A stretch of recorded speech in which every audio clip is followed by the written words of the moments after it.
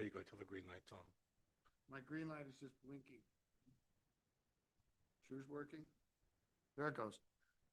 Ladies and gentlemen, welcome to the Select Committee on Tribal Relations. This is, of course, our final meeting of the year, and we're glad to be here. This meeting was originally scheduled for early last fall, and we all kind of decided it would be better to wait and watch things develop, and a lot of things have developed. So I'm really glad that we did wait to hold this meeting. To begin with, we'd like to open this meeting with a prayer offered by James Trosper, and it's sort of a special additional day as well to commemorate very good spirits and wonderful family that helped to create this building that we're in. So, James, I yield to you. And you can turn the microphone on if you'd like.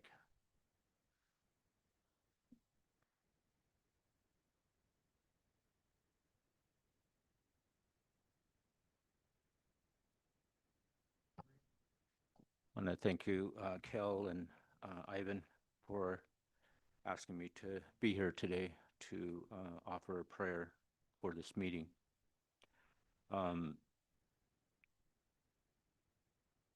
I'm really thankful that you guys are starting with a prayer. You know, prayer is something that's really important to our Native people. When I was growing up, I lived with my grandmother and grandfather. My dad's Arapaho and my mom's Shoshone. And I remember prayer was really important in our home.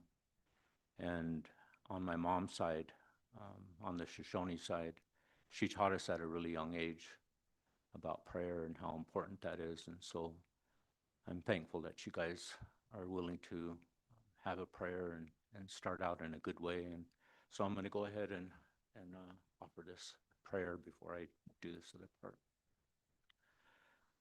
I'm dumb up, but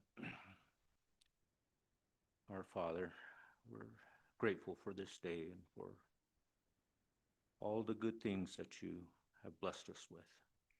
We're thankful for this country and for the freedom and the opportunities that we have here. We're thankful for this beautiful place, Wyoming, that we get to live. And we're thankful for our home, the Wind River Reservation, for our leaders and for all that they did, all the sacrifices that they made so that we could be here. We're grateful for all the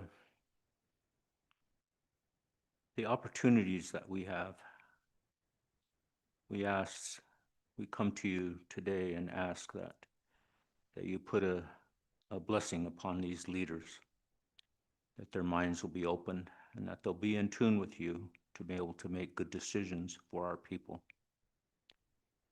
We're thankful for this leadership and pray that you'll bless them and that you'll touch their hearts and like I said, to inspire them and lead them and guide them to make good decisions for us.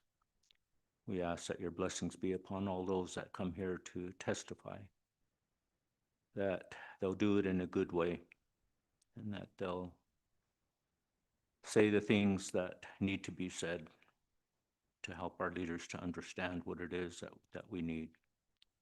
We pray for these things and ask your blessings to be upon this meeting. We say these things in the name of our Dhamma Bhavi. Us. Ho. Then, James, you have something special for us today. Yes. So I'm just going to read a statement from the Hirschfeld family before I have a few other things that I wanted to mention. Bert Hirschfeld was a dear friend and passionate supporter of the Wind River Reservation. She and her husband, the late Alan Hirschfeld, contributed to the founding of the CWC Intertribal Center. And before she died, she ensured the establishment of the 1 million Bert Hirschfeld Legacy Endowment for Education and Cultural Preservation through the Chief Washki Foundation. It was her wish that anyone affiliated with the Wind River Reservation could be supported to pursue their studies or training at any college or university of their choice. She died peacefully 1 year ago today. And so that is why we wanted to remember her. You know, in the Jewish tradition, she was Jewish and she practiced her tradition. On the day when somebody passes, you light a candle and remember them for that day. And that's what we're going to do. We're going to do that this evening. And it just so happened that we're meeting in the building that they helped fund, and on the day that she passed. And so I'm really grateful that you guys allowed us to be able to recognize her and thank her in this way. Just want to turn it, if you wanted to say anything, Ivan, you were good friends with her as well. Go. Green light? Maybe I have to shut mine off. Here, I'll give you this. There you go. Go ahead. Here's the link. Thank you for the prayer and the kind words for our mutual friend, Bert, this morning. I just want to mention that Bert and Ellen and I go back 30 years, I imagine. And they really had an interest in tribal issues, tribal education. And first and foremost, they were friends. You know, I know James had that same relationship with them. But this building, the iTech building here, came into play because just the discussion of what a building could be, and it came about in 2010, 2011.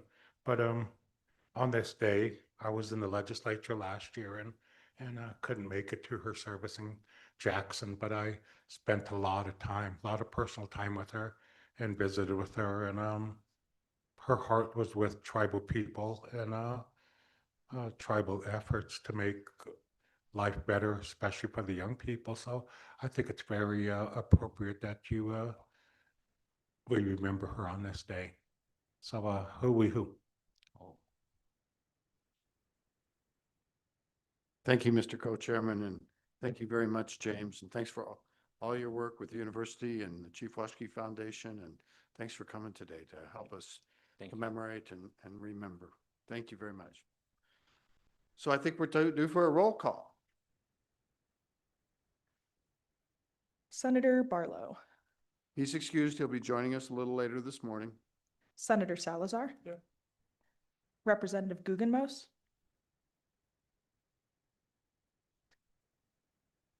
Not here. Representative Ottman. Co-Chairman Case. Present. Co-Chairman Posey. Here. Mr. Chairman, you have a quorum. Thank you very much. So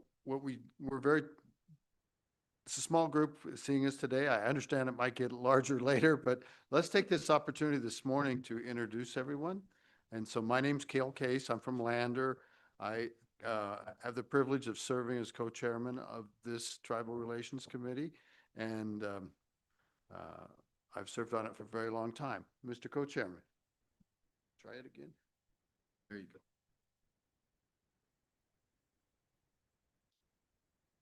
Welcome everybody to the next day and a half of meetings. There was some important issues that we're going to discuss, co-chairman, and I think some have been resolved to some extent, what I heard this morning, but we'll continue to address these issues that are important to the tribes and to the state tribal relations. So at this point, I'll turn it back over to Chairman Cale Case, who's going to run the first part of the meeting today.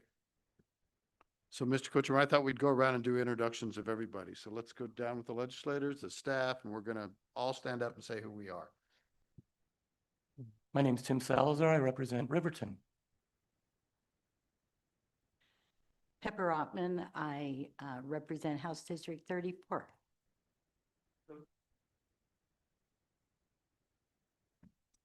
Eve Coker with the Legislative Service Office.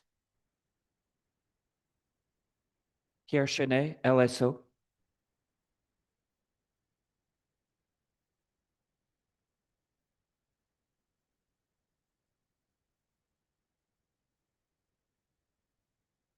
Welcome.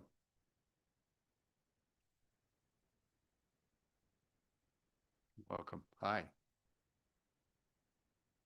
Pleasure.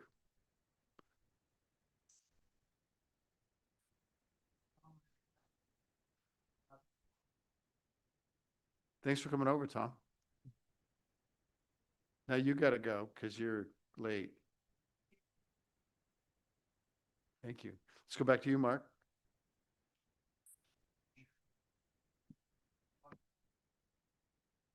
Let's go back to Lindy.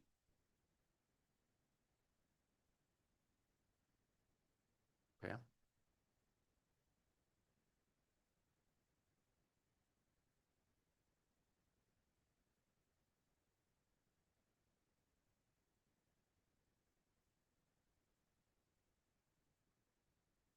We got to pick up to our good friends in Shoshone. Mr. Chairman. Welcome. Welcome. Good to see you. Jump back a row. Welcome.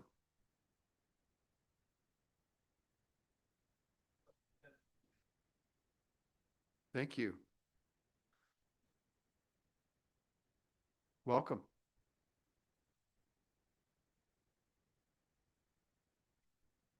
Welcome. Good to see you.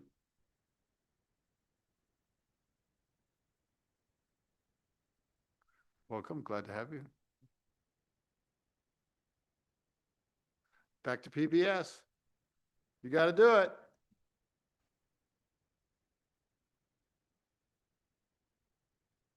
Glad to have you. Up front, with, yes, sir, with the, welcome. Was there somebody else that came in that I missed? I think they might be, maybe they're hiding in the hall, but welcome everybody. It's a cordial way that we traditionally start this meeting, and it's a good thing to work together and try to better, you know, the kind of the complicated relationship and with much affection and much tradition that we try to manage and enhance as we go forward. And so with that, our next order of business would be to approve the minutes from the last meeting. The chair would entertain a motion to do so. I have a motion by Ottman. Any discussion on the minutes? All those in favor of the minutes signify by saying aye. Any opposed? Minutes are approved. So we made it. We're right on time. This is the first time ever, probably the first time and only time today, but it's time to talk about tribal and state economic development efforts. And, you know, this is of great importance, the topic very dear to the heart of people in Fremont County and our good friends that reside on and near the Wind River Indian Reservation. And times have been kind of tough. And so I was really adamant that we would be having a focus on economic development this meeting. So we can start with the councils if you'd like. Mr. Chairman, would you like to lead, or either one? And welcome to come up at the same time and maybe help us get started.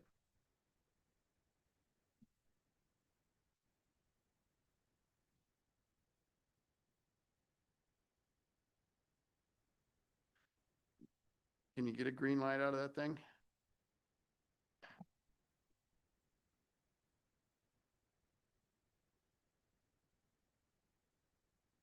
Welcome, Chairman. Good morning, Good morning.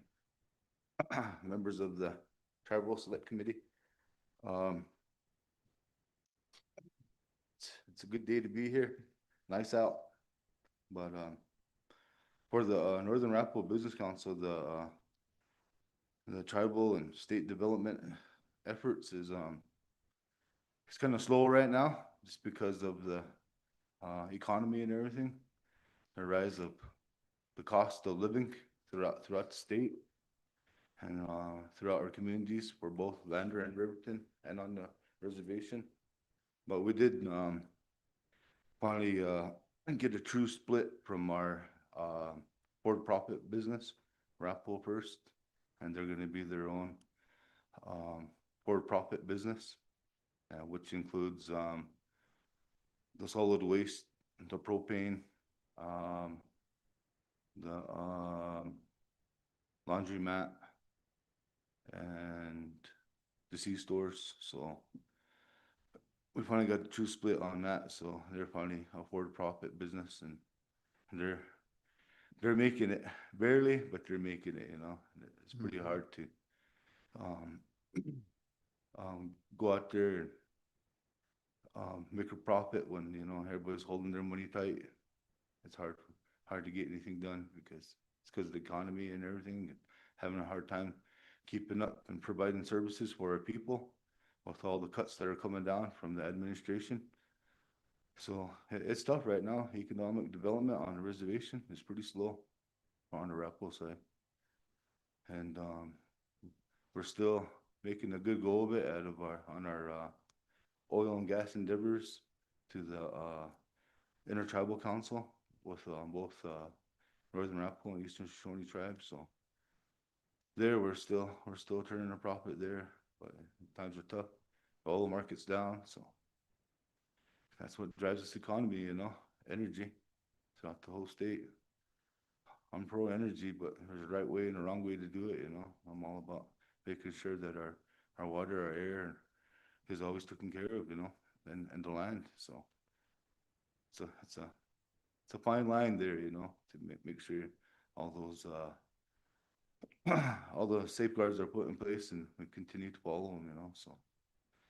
For the most part, though, economic development is pretty slow on the reservation, you know, just because of the economy. Yeah, that's all I have. Thank you, Mr. Chairman. Chairman Large. Yeah, Zan Sikabechu. That's for the Eastern Shoshone Tribe. To reiterate what Mr. Chairman of the Northern Rappel Tribe, it's the same ball with us. Economic is slow. And just with the revenue off the oil and gas, everything, like he said, is down. With our Shoshone Rose Casino, it's moving, but we had to do we just hired a new gaming commissioner, gaming commissioners, not only that, but the new GM, general manager of Shoshone Rose Casino, and her name's Tina Wilson. Anyway, but we've been moving good. We just had a big old job fair over at the casino, and they had a lot of positions vacant, and that day, just the other day, they filled 35 positions real quick. So that helped tribal members there. So, and we try to employ as many as we can.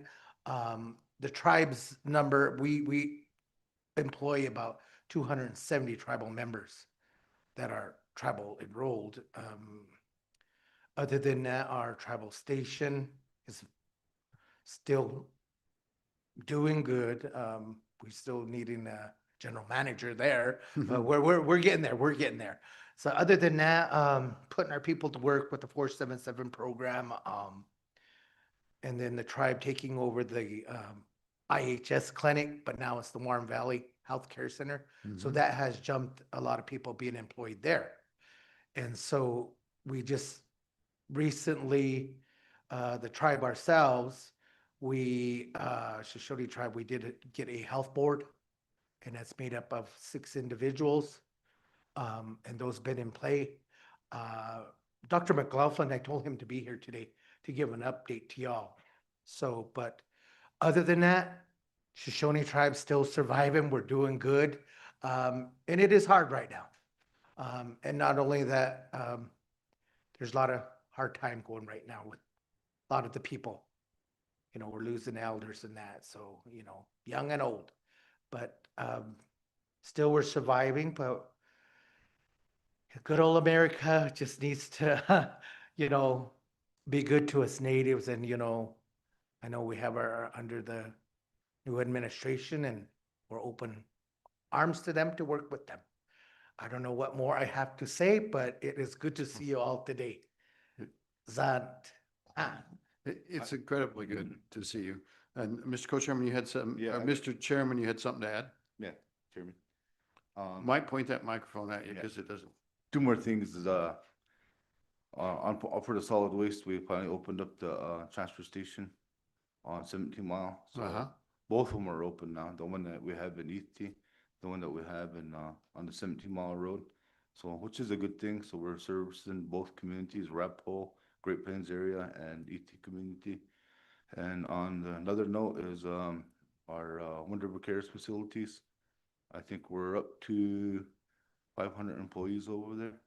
So we might be Wow. the top employer here in Fremont County. And we're giving other state entities a run for their money, you know, Yeah. but, which is good. It's really good, you know. And, I know we're gonna have some more discussion about the Joint Appropriations Committee here, and, I'm excited to have those discussions because there's a lot of red flags that came up, you know, from that Joint Appropriations Committee, so. Yeah, and Yeah. just to tie this all together, we're going to take up healthcare after lunch, Mhm. so 1 o'clock. And at that time, we'll have Chairman John Bear, House Chairman of the Joint Appropriations Committee, will be joining us by Zoom. And we also have Chairman Tim Salazar, Mhm. who's Chairman on the Senate side. And so we'll be taking that topic up. And I know that Dr. Calpern said that he'd been invited and he will be coming. He's a personal friend of mine. One more kind of personal note, I want to thank you both because I'm a member of the Shoshone Mission, St. David's, but I know that we've worked with St. Michael's over at Mhm. Ethity to come up with a program of giving people gift cards to help with, the per capitas are down. I know you know Yeah. that. And it's, so we appreciate that both tribal governments are helping with the distribution of those gift cards to people that are in need, and that the cards are not, they're like cash. And I'm very grateful to you for working with us with that. And I think it's a good thing to do together. Thank you. Yeah, thank you. Questions by the committee for the chairman? Anybody? Go ahead, Mr. Co-Chairman Post. Thank you, Chairman.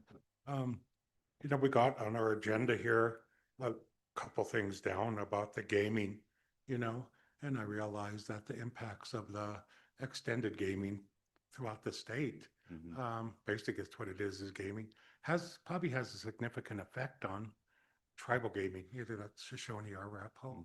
Mhm.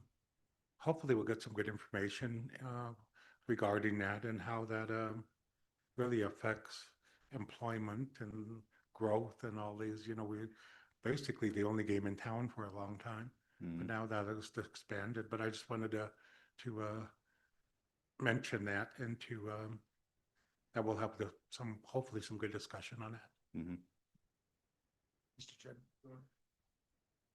Please. One thing, I know I'm going to be a little sarcastic, but we're talking trash. Our solid waste, I want to commend on our solid waste. Sure. We have two gentlemen. I think you've met him, both of them before, Ron Perry and Berlin Demana. And then I can't remember the third one that works with them. But we've been servicing the Fort Washington and Crowheart. So that's been working very well. They have set up real strict times that they can only be open, and then on the week they open up, they set other bins out for the people on the weekends, so they're not terrorizing the yard up there. So, Yeah. but other than that, and I want to send a heartful thanks to the church. We received them cards, and they're helping with our tribal members that have to go quite a distance, either to Billings, Denver, or Salt Lake for their health needs. And I'm grateful. Thank you very much. That blessing will be returned back to you in some Return way. to all of us. Yeah, Yeah. but thank you very much. Appreciate it. Thank you. Yep. I think the solid waste is so much good things have happened there in the past It did. year or more. It's been longer than a year. Are there other questions from the committee? I have one. I want to place something about gaming.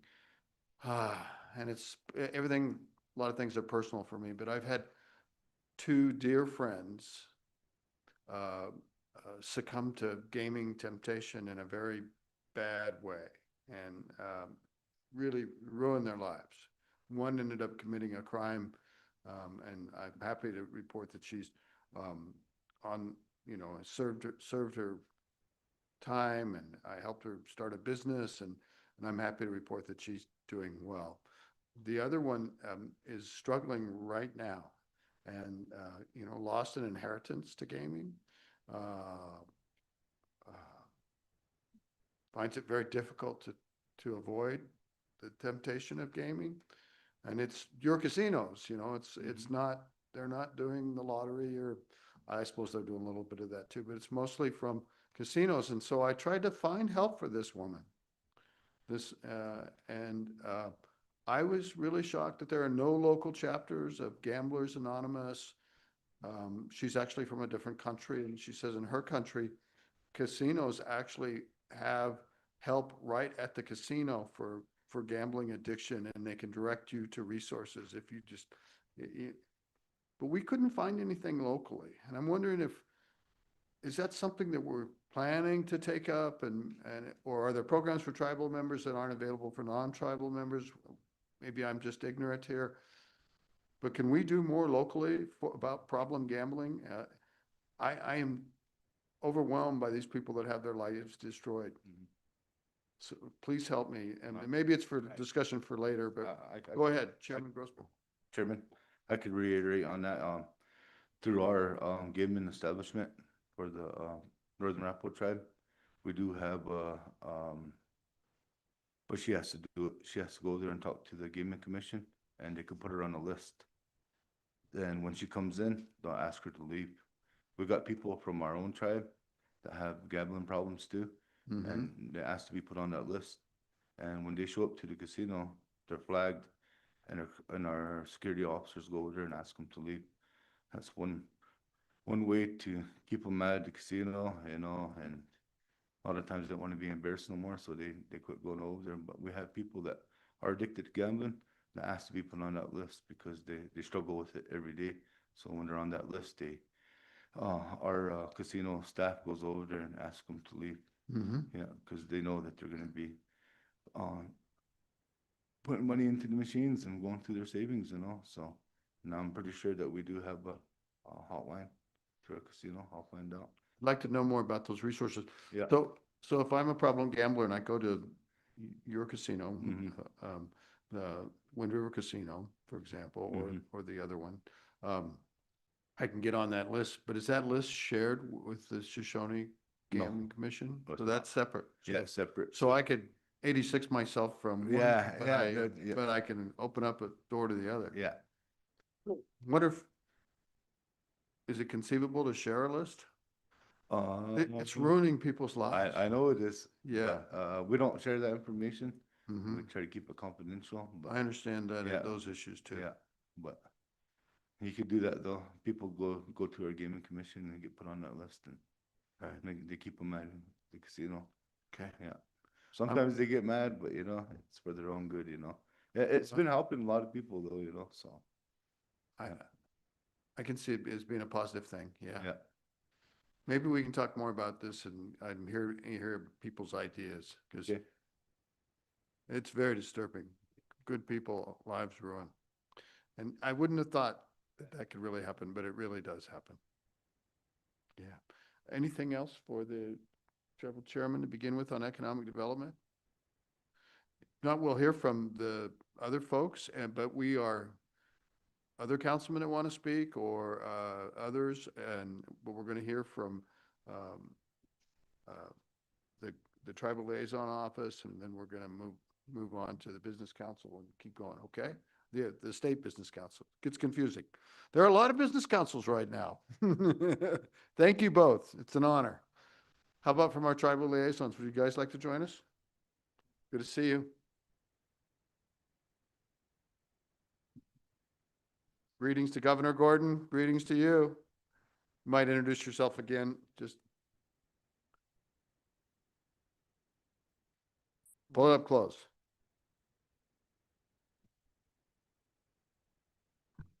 Such a pleasure. And thanks for helping us to get this far. And James? I'm James Sarles, Tribal Liaison to the Eastern Shoshone Tribe at Governor Gordon's office. Good morning. Real pleasure. Thanks for helping to develop this agenda. Thanks for all your organization, and thanks for all you do. Time is yours.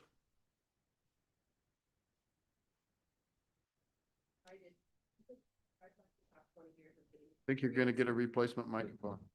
This goes on all day. Okay, cool. We need to fund Wyoming PBS so they can buy new microphones. They work hard. I've seen it.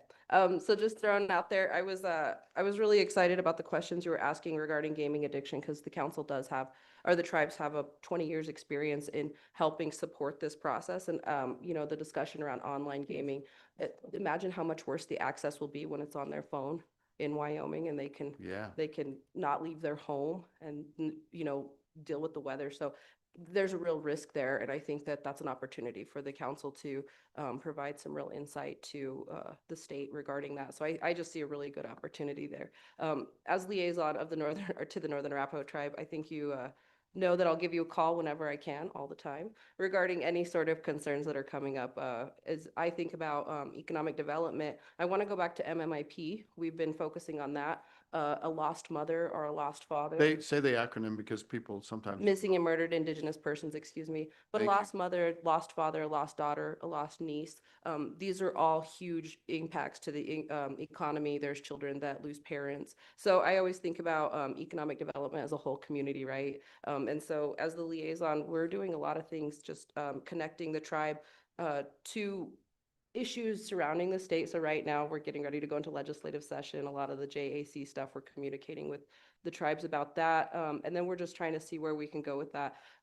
Chairman Grossback already touched on solid waste, which is a big issue. It's not on this particular agenda this time, but it is something I want to continue to raise awareness for, mainly because it is a big issue here on the reservation. Again, we've mentioned 1,100 illegal dump sites across the reservation, and both tribes are working tirelessly to address the issue.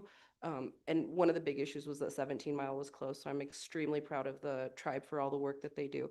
So really, I mean, any issue that comes across, and what's interesting about these bills, and I think the state, and what makes our job so important is that we have to see how it will potentially impact the reservation. I don't think that when somebody thinks about an idea or a bill, that comes to their forefront. How's this going to impact the reservation? And that's where we come in. So that's all I have to add. It's been super busy this year. We did send you a report. Chad Hour sent the report on for us, but James and I worked on it as well as him, just about the things that we did. So the grant summit, bringing that to the reservation twice with the tribe. So again, I'm really proud of the council and the work that's being done with the state. I think that it's a really great relationship that can continue to move forward. And again, there's concerns surrounding JAC and the cut to the IHS funding. And so hopefully that'll come up this session too at 1. So thank you.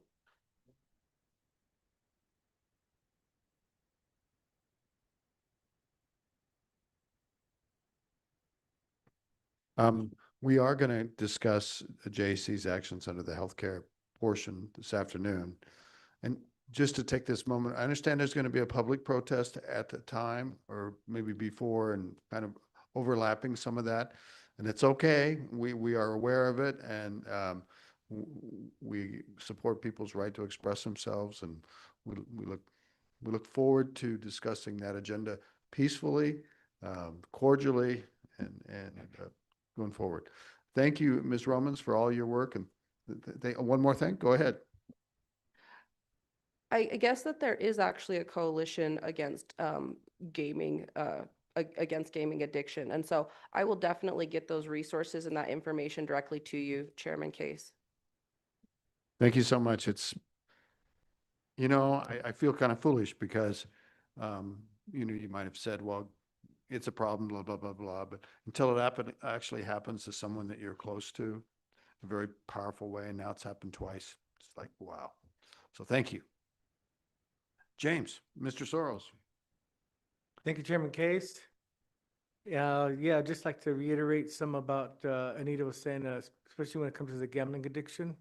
You know, prior to my liaison position, I was a gaming commissioner for over 5 years. So I do know that it is there. It is, you know, it's like any other addiction. You know, it is a problem. It is a sickness.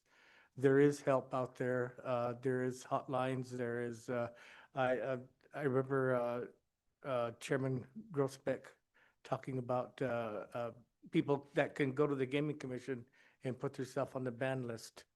And, you know, I've had enough. I've went through everything, and I would like to be put on the ban list where to where they cannot enter the casino, be on the floor. So it's, and that can, that has different ranges, if they want to be, I want to do this for 5 years, I want to do this for forever. I've seen some of them do it forever, but I've also seen some of them do it for a year and then come back in a month and want to, let's change that. So Are they allowed to change it? they are allowed to change it, Yeah, but I they do will. believe at that time, like I said, I haven't been on it for a few years. At that time, I think some of the rules for the gaming agency was, they would come and revisit it after 1 year if you wanted to. But you had to do at least, if you said you wanted a year, you could do a year. If you want to do just a month, you could do a month. But yeah, there is resources. And that's something I think I and Anita will probably do a little bit of work on, so. I'm grateful for that. Would you entertain questions as you speak as Sure. Representative Otter? Yes. Thank you, Mr. Chairman. Just a question to both of you. You say there is a coalition and you can put yourself on a ban, but we know there's lots of people that are out there that don't look at government sites and don't do that. So how are you advertising this or getting it out to your people? Well, I have seen, James? Chairman Case, Representative Altman, I have seen some flyers that are posted in different areas. I couldn't say if I've seen them as soon as you enter the casino though. But I've been around the casinos enough to where I do see them from time to time, might be on their bulletin boards. Maybe they need a refresher and get some new ones. That probably be a good idea. Thank you. Thanks. Anita, did you, Ms. Romans, I'm sorry, I'm being too informal. Chairman, I apologize, I did too. Representative Ottman, I think that's a good question. I think that addiction is an extremely complex issue, and I think it surrounds not only the reservation community, but the Riverton, Lander, and all other communities in this world. And so, one thing I've always heard is it really is what they want, and if they want the help. And certainly that information, we can get the information out to you guys, but I'm very confident that the council as well as the casinos are really good about kind of putting up posters and letting people know, and radio ads, I've heard that as well. Thank you. But if you want, I can certainly get you some more access and links. Good deal. Mr. Sorrows. Okay, let me continue.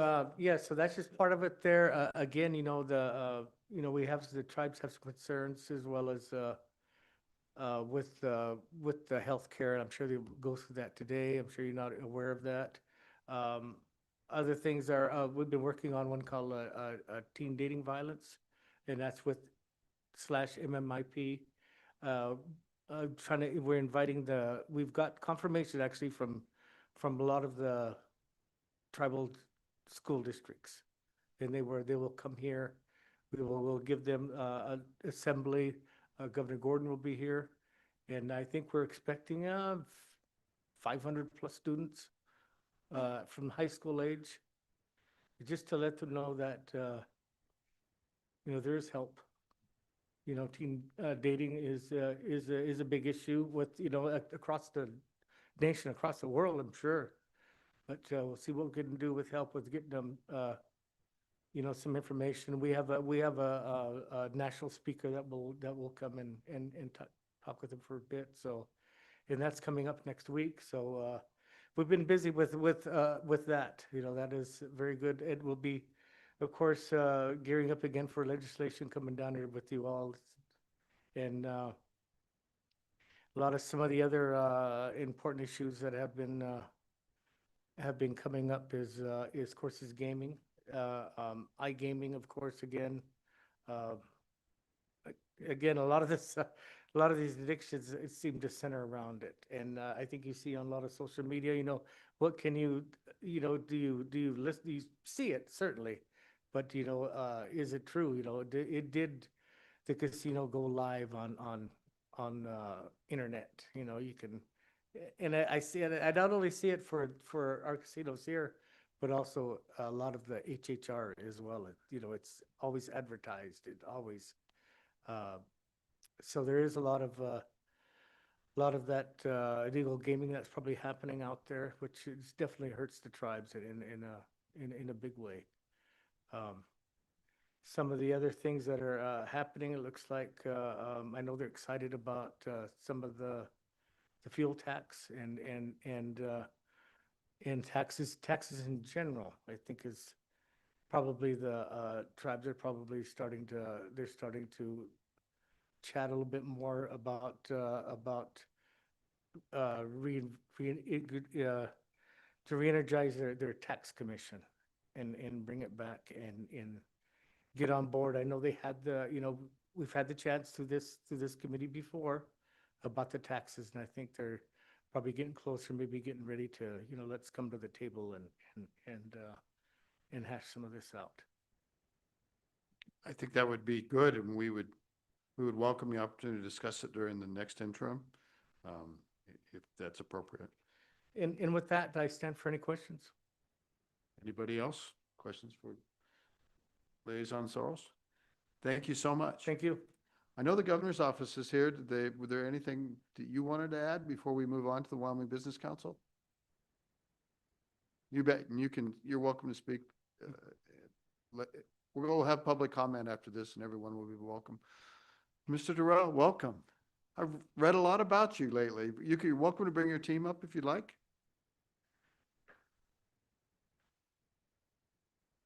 Thanks so much for coming, and I know that you have several events scheduled around Fremont County. I think you're back in Lander this afternoon to visit with the business community there. So thank you for doing that. That was at the Chamber's invitation, and I introduced Josh Durrell. Go ahead. Thank you, Mr. Chairman. My name is Josh Durrell. I'm the CEO of the Wyoming Business Council. With me today is Patrick Edwards. He's our regional director for this region. He covers 3 counties, but this is his favorite. I know it is. So thank you all for giving us a moment to talk a little bit about economic development. I think if I could rewind the clock a little bit to around 2020, when I first came aboard, this was the Wind River Development Fund agreement was actually the first agreement that I kind of looked at and said, how can we help? And that was an agreement that has been ongoing before my time and continued on in this area. And the folks at the Wind River Development Fund have been doing a good job of working on entrepreneurship, and we're working on new business starts. And they manage, not with funds that we provide, but they manage a number, and I'm sure you'll hear about it, but they manage a number of loan programs that help with small business starts and get that going.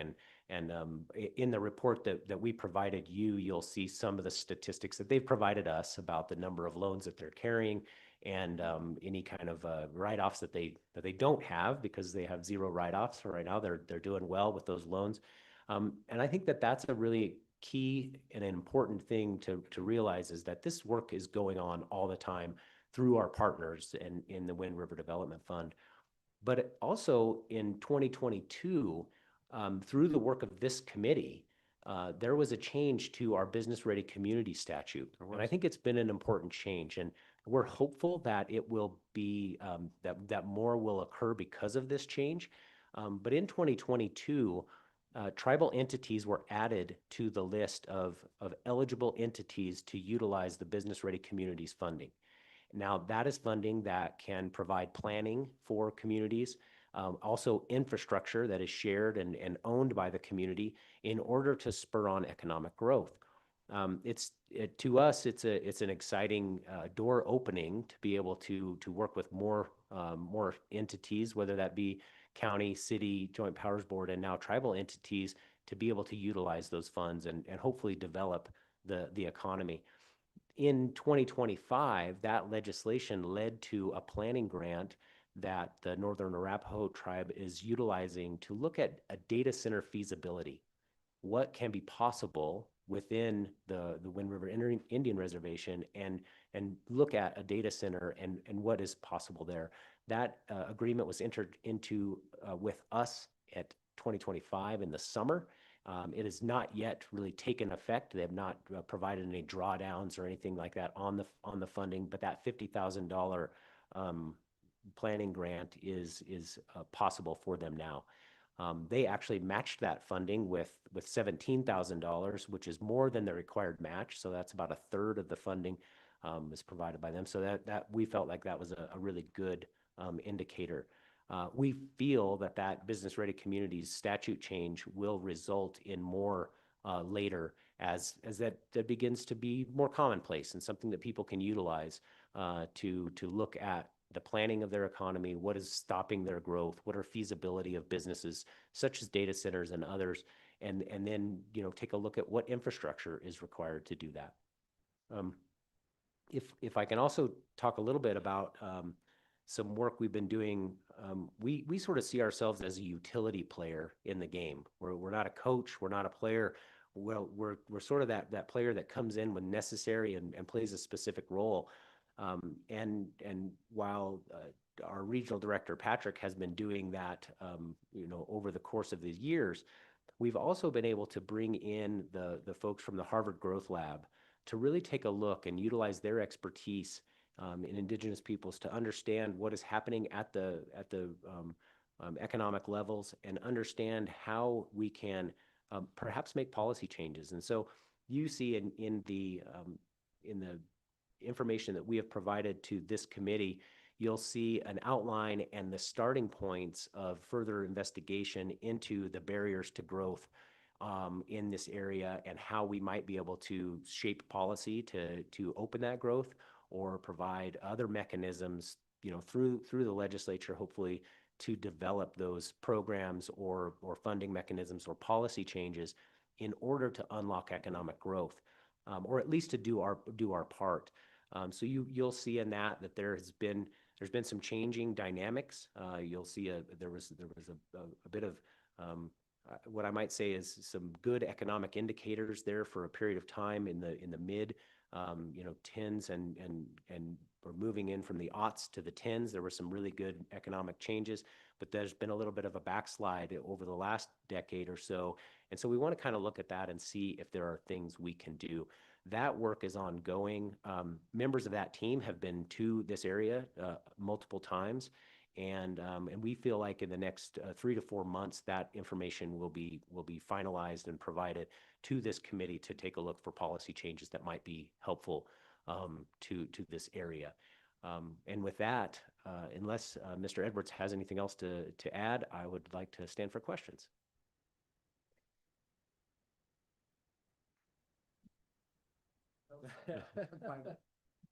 All right. I'm trying to, I maybe operator error, but anyway, thank you very much, Director. It's just a pleasure to have you come, and it's super important right now. And I think I've noticed the issues regarding declining personal incomes because of the per capita payments being so far down. And so it feels more desperate. It certainly does. So I'm grateful that you came. We'll have questions, and I would like to hear from your regional director, Edwards, if we could. Thank you, Mr. Chairman, members of the committee.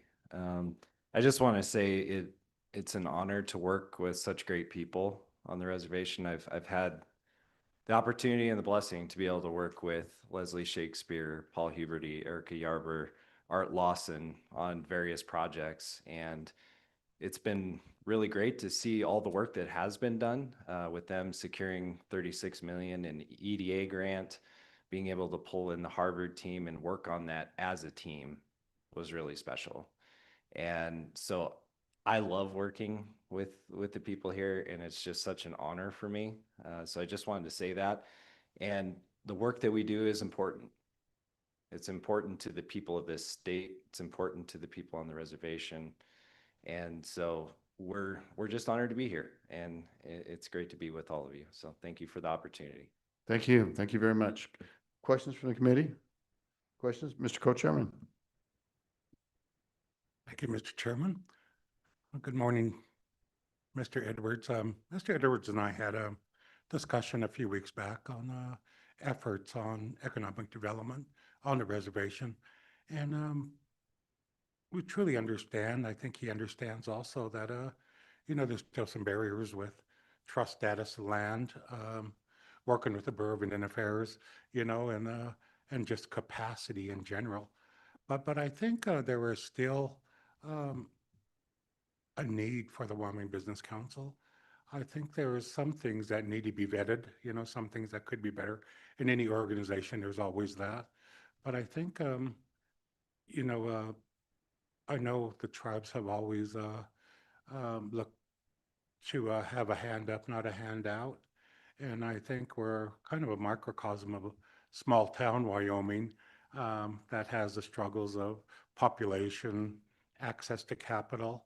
I talked to Mr. Edwards about I've been a judge on a small the I can't remember the name of it now, where you judge people and they bring in a business plan, and probably we give them some startup funds, and probably over the last 5 years we've handed out probably over $100,000, but none of them caught on.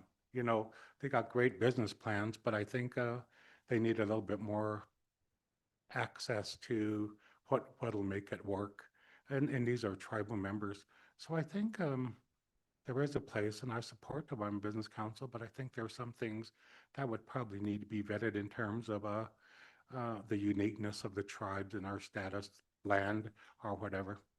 Thank you, Mr. Chairman. Thank you, Mr. Co-Chair. Any comment on? Sure. Committee, thank you so much. And Mr. Chairman, I would say, yes, there are definitely some unique things, and it's been really good for us to learn as part of the process over the last few years with the EDA grant, a number of different things I've been involved in, understanding trust land, all the barriers to entry for tribal members. If you want to develop on the reservation, it's really challenging because not only do you have the land issues, but you have infrastructure issues. So I would agree with you. I think that there's a lot more partnership that can be done, right? And I make myself open and available, and maybe we need a few more tools in the toolkit to make that happen. But I will say it's been really, really neat to see how the tribes have 638 certain programs and taken back control. It was mentioned earlier, Wind River Cares is the largest employer in Fremont County. That's amazing. And that is a testament to the success of 638ing a program and running it yourself. And I would just commend the tribes on that. I think that that process should continue. Having local control is always a good thing, but I just want to say I also really appreciate your comments, and we will continue to work with you in whatever capacity that might be. So thank you. Anybody else on the committee? I would like to touch again on the change in legislation that allowed tribes to qualify for business-ready community grants. And that's a very recent change. It comes on a long series of changes, actually. We changed the law to allow water development funding and other resources to be made available to tribes upon their applications. So this is a 20-year effort, really, and that's the latest. But it does recognize the integration of our tax systems and our needs, and the fact that people that reside on the Wind River Indian Reservation are citizens of the state of Wyoming, and the state of Wyoming has obligations. Mr. Durrell. Chairman Case, thank you for that. And I think it also indicates and demonstrates what can happen when the executive branch and the legislative branch work together on a problem. And I think that's another thing that we sometimes forget, is that we think, gosh, something is wrong here, and the legislation doesn't match the reality on the ground. And how do we do that?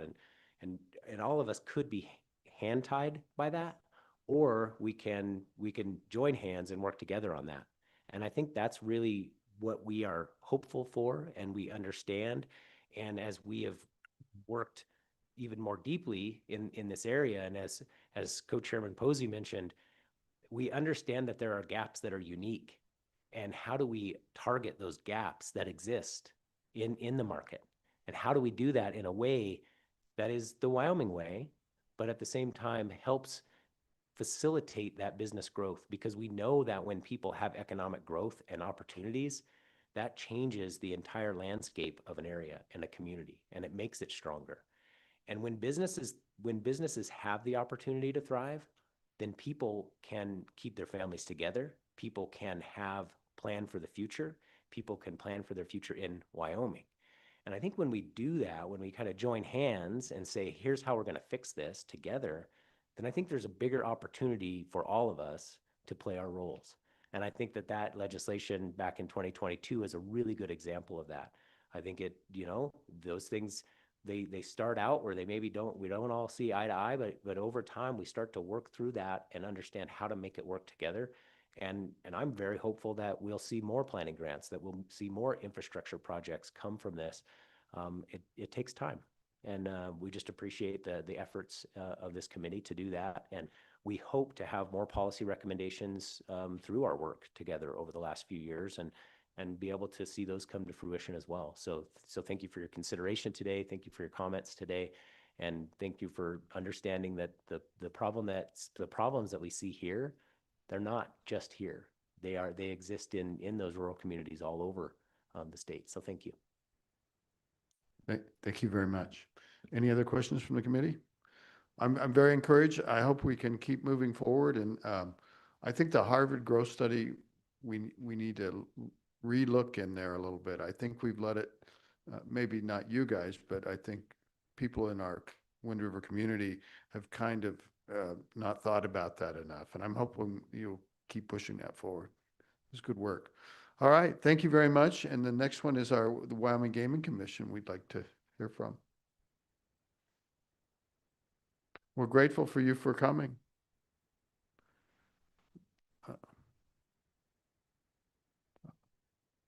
Welcome to Wind River Country. Thank you, Chairman Case. Good morning. My name is Nick Laramendi. I'm the Executive Director of the Wyoming Gaming Commission.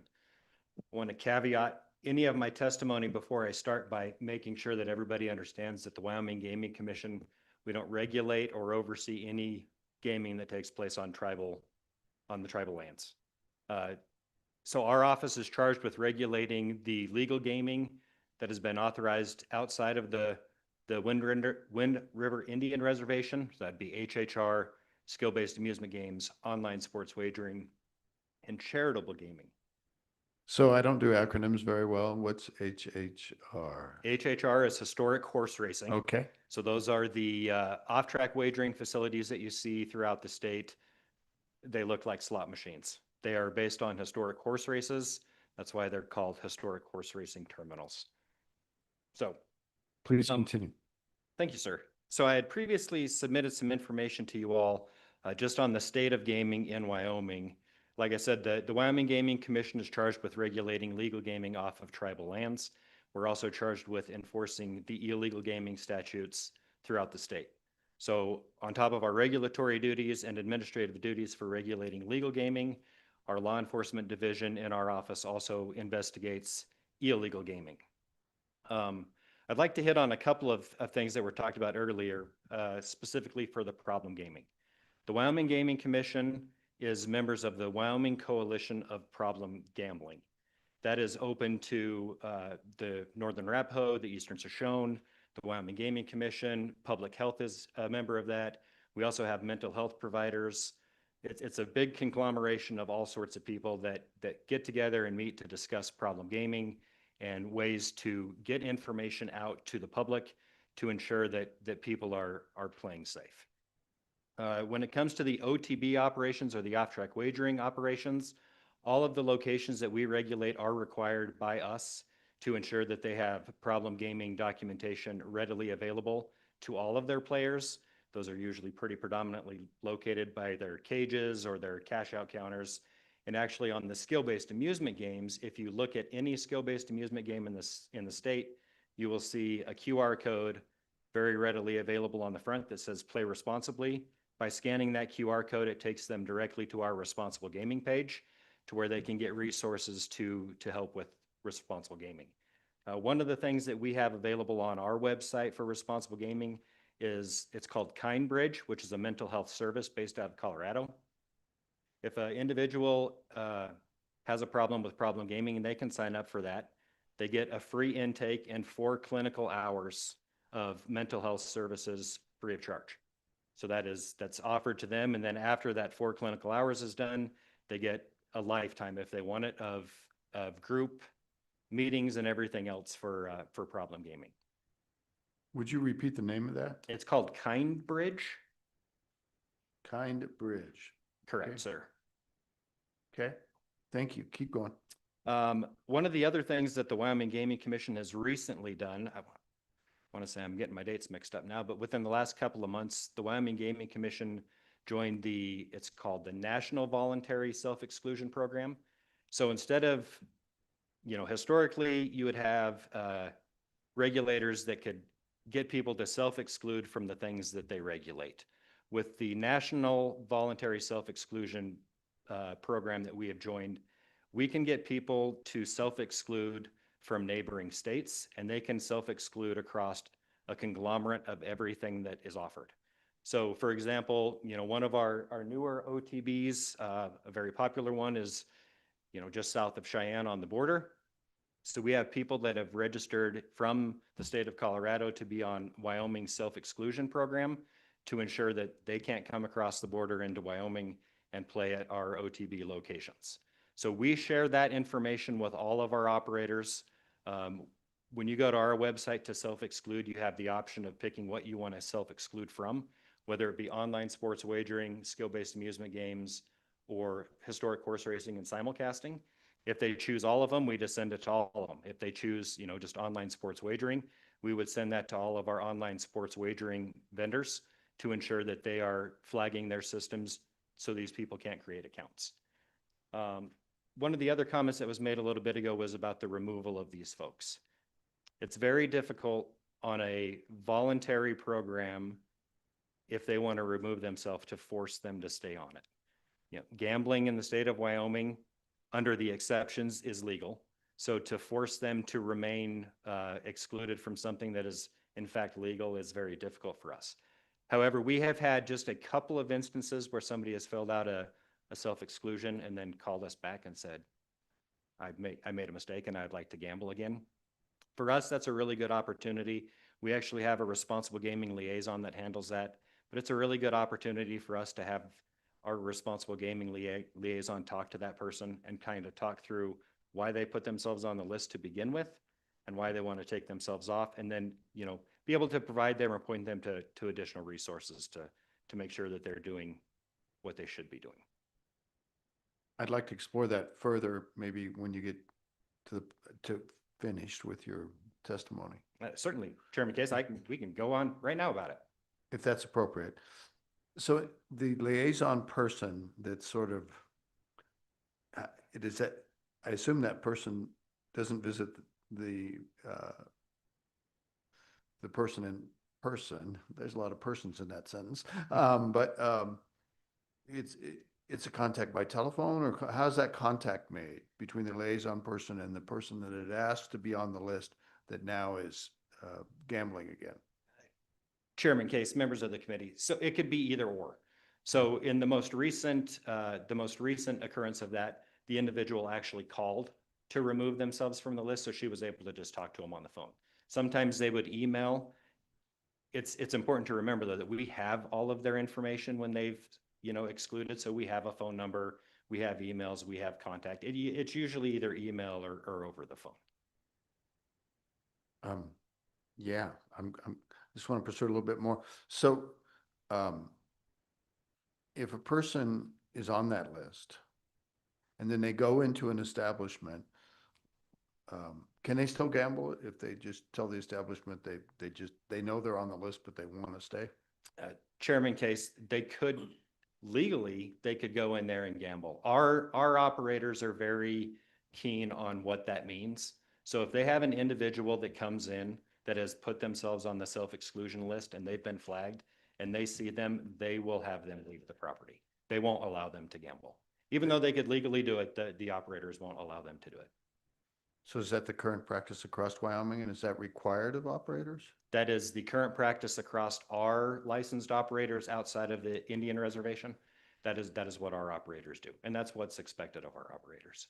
And one more thing, there, you don't have concerns about when you share people's names between jurisdictions, you don't have concerns about privacy or how does all that work? Senator Case, no, we don't have concerns about that for two reasons. It's Number voluntary. one, there's disclaimers in there, and it gives the person the option to have us share that amongst other jurisdictions, and they can either check that or not check that. So if they check it, they've agreed that we're going to share that with other, other jurisdictions. So, and then if they don't check that box, then we don't share it with other jurisdictions. But the way that the National Voluntary Self-Exclusion Program is designed, that's really what it's for, is so people can get it across the board. Do you share the contact name with the tribal gaming commissions? I believe, I would have to double check that. I don't believe that we do, since we don't regulate them. Tribal gaming is not an option for them to exclude from, just like the lottery currently is not available for them to exclude from because we don't control the lottery. But I've been working with the lottery as well to try to get them on the same program, and I would be more than happy to work with our tribal partners to see if we could get them on the same program. Sounds like that would be a good way to go. And it could be voluntary. I mean, it could be another box you check so that, and I'm not telling the tribes they have to do anything with that information. I'm just asking the state of Wyoming to share the information with the tribes, and the tribes can make up their minds what you guys, and if it ends up that there's more sharing that occurs, maybe with the state or maybe between tribes, that might be a good thing, but I wouldn't be asking for that. Would you please work on that? Senator Case, I will absolutely work on that. Okay, Representative Ottman, sorry.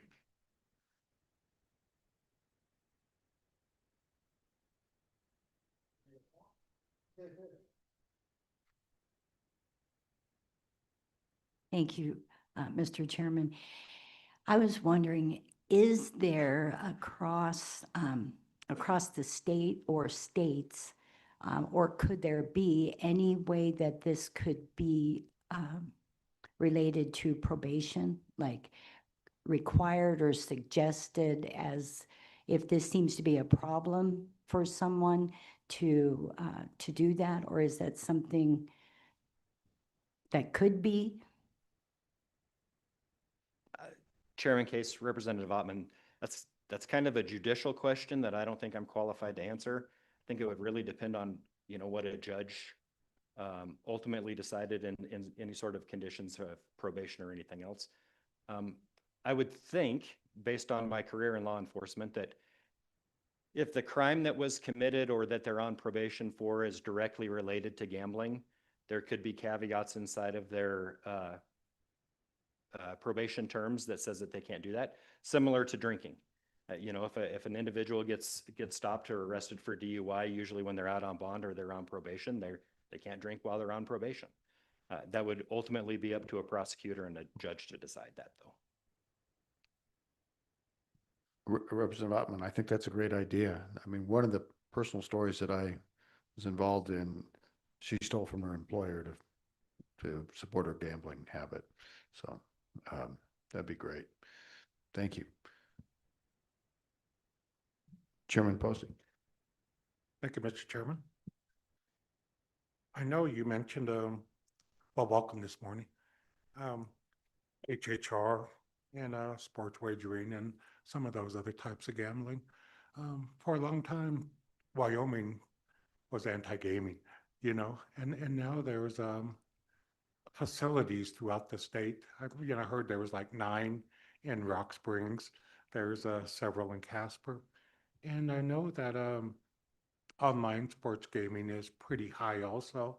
I know you did a presentation for us in one of our committee meetings last year on online gaming, and that's taken off drastically in the state.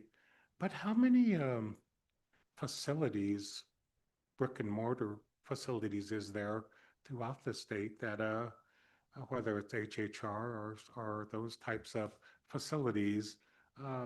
I know there was discussion in the legislature last year about being almost like Montana, where there's a gaming facility on every block and in every convenience store. I just wanted to kind of get a idea of how much brick and mortar buildings are throughout the state now, and how that actually affects gaming on the Wind River Reservation. Please. Thank you, Mr. Chairman. Welcome. Please go ahead if you can. Thank you, Chairman Case, Co-Chairman Posey. So I'll break them down as far as the numbers go. So currently, right now, we have 45 approved off-track wagering locations throughout the state. Of those 45, there's one here in Rock Springs. That's the only one in Rock Springs. There's none in Lander or any other really close areas. Rock Springs would be the closest one. For the skill-based amusement games, we have 364 individual locations. Now, the skill-based amusement games are restricted by law to only have 4 terminals per establishment. So any bar can have up to 4 terminals. It would be a bar, a truck stop, or a smoke shop. There's certain caveats in the statute that defines what a truck stop is. It has to sit on 2 acres. It has to sell 150,000 gallons of diesel on average a month. The smoke shop has to sell 50% or more of its gross sales have to be from nicotine-based products. And then the liquor license one is pretty much any liquor license is eligible to have those. So of those, it's very difficult for me to say what effect that's had on tribal gaming because I don't see what the tribal gaming numbers are. So I wouldn't be the person to ask. I know a member of our commission is Miss Jenny Wildcat. She's an enrolled member of the Northern Arapaho, and she actually worked for the casino for a long time. And I know that she has testified multiple times that, the tribe has definitely seen a decrease in their foot traffic. But as far as what that real impact is, I wouldn't be able to answer that question. Anybody else? Any other questions for the Gaming Commission? I'm not seeing any, but I'm very grateful that you came today. And I think there's a lot of opportunity to work together, not to be getting to each other's turf, but I think there's opportunity to work and coordinate. I hope maybe you'll take that chance to explore that with our friends today. I hope so. And Mr. Laramendi, thank you very much for coming. Appreciate it. Thank you, Chairman Case. You bet. So I think we're at the point of our this agenda item about economic development. We're still going to have a separate discussion on Wind River Development Fund, but at this point it'd be appropriate for public comments. And I should have done some housekeeping earlier to ask people to sign in just to make sure that we have your contact information in case there's follow-up or anything. And the sign-in sheets are over there. So at this time, the meeting is open for public comment on economic development issues. Anybody like to address the committee? Is there any public comment online? Okay. Well, yes. Yeah, let's get started on the next topic for a little while, and then we're going to break too as we go forward. So Wind River Development Fund update kind of fits with the issues of economic development. So got them by the drinking fountain outside. Welcome, come on in. You guys have been in a huddle. Please come on forward.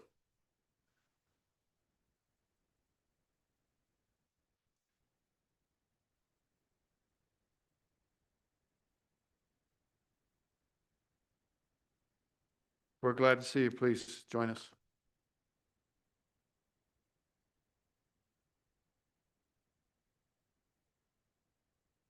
And we might take a break in the middle of your presentations to go take a restroom break, but we're going to continue ahead. Mr. Shakespeare, are you going to start us off, or who's going to start us? Go ahead. Mr. Chairman, we do have our presentation. Would LSO be able to put it up on the screen for everyone? I think they might have to work on it for a minute. We're going to see if we can. I'm sure we can. It's just a matter of, everybody, I want you to know that's my bald head right there. See? Kind of scary, kind of like surface of the moon or something.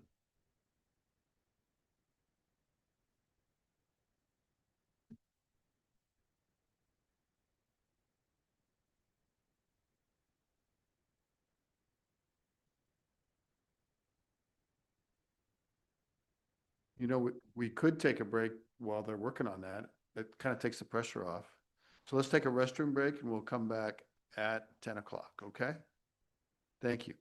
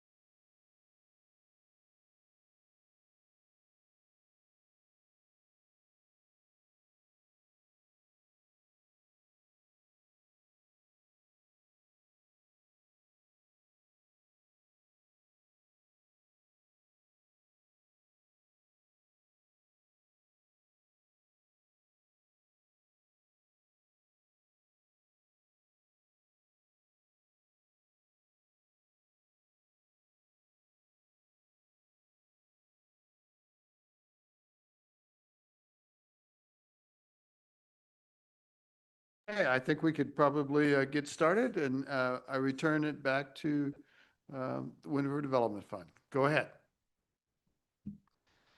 Well, thank you. We appreciate the invitation to come speak with the committee this morning.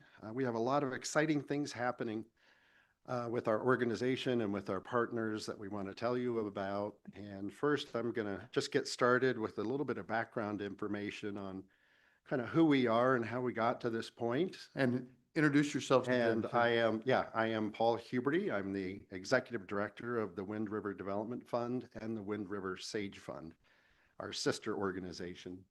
And we do have a presentation on the screen because a lot of our discussion today is really supported by and augmented by the visuals of what we have underway.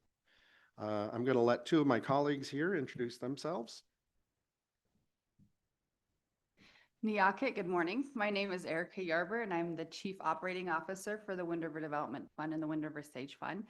And I just wanted to also, before I forget, tell you that we have Scotty Ratliff, who's one of our board members present today as well. Would you kindly say your last name again? Yarber? Yarber? Yes. Thank you. Okay. Yep. And good morning, Mr. Chairman, members of the committee. Leslie Shakespeare. I'm the Chief Implementation Officer for Wind River Development and Wind River Sage Fund. Good to see you again. Yes. Thank you. So we, like I said, we have a lot of exciting things underway. We've been working at this now for about 2.5 years to get to this point. And I just want to give you a little bit of background information on our organization because we have gone through some exciting changes. And up on the screen, first of all, you'll see that we really have 3 components of our mission. We are a community development financial institution. That's a long word for, essentially, we're a nonprofit lender on the reservation. And our specific focus is on Native entrepreneurs and bringing lending capital to the reservation and getting that out in the form of loans. Our lending has been pretty active lately. We support small businesses, we support entrepreneurs, not only on the reservation, but in Fremont County. Our second part of our mission is that we provide what we call technical assistance. So we support entrepreneurs by working with them on financial education, financial literacy, business planning, financial forecasting, market testing, all of those kinds of services that are provided by my team for really anybody who is interested in either starting a new business or growing their existing business. And while we do have a focus on the reservation, we don't just serve Native people. We are open and available to everybody. All of our services, those kinds of services, are provided free of charge. There's no cost for any of that. And then our third mission, which is a little newer, is to really lead economic development in the region. About a little over a year ago, we started up a new nonprofit called Wind River Sage Fund. That's why you see 2 logos on the screen here. And that organization is the recipient of the $36 million EDA grant. And that organization, which is essentially controlled by Wind River Development Fund, is now leading the implementation of that grant.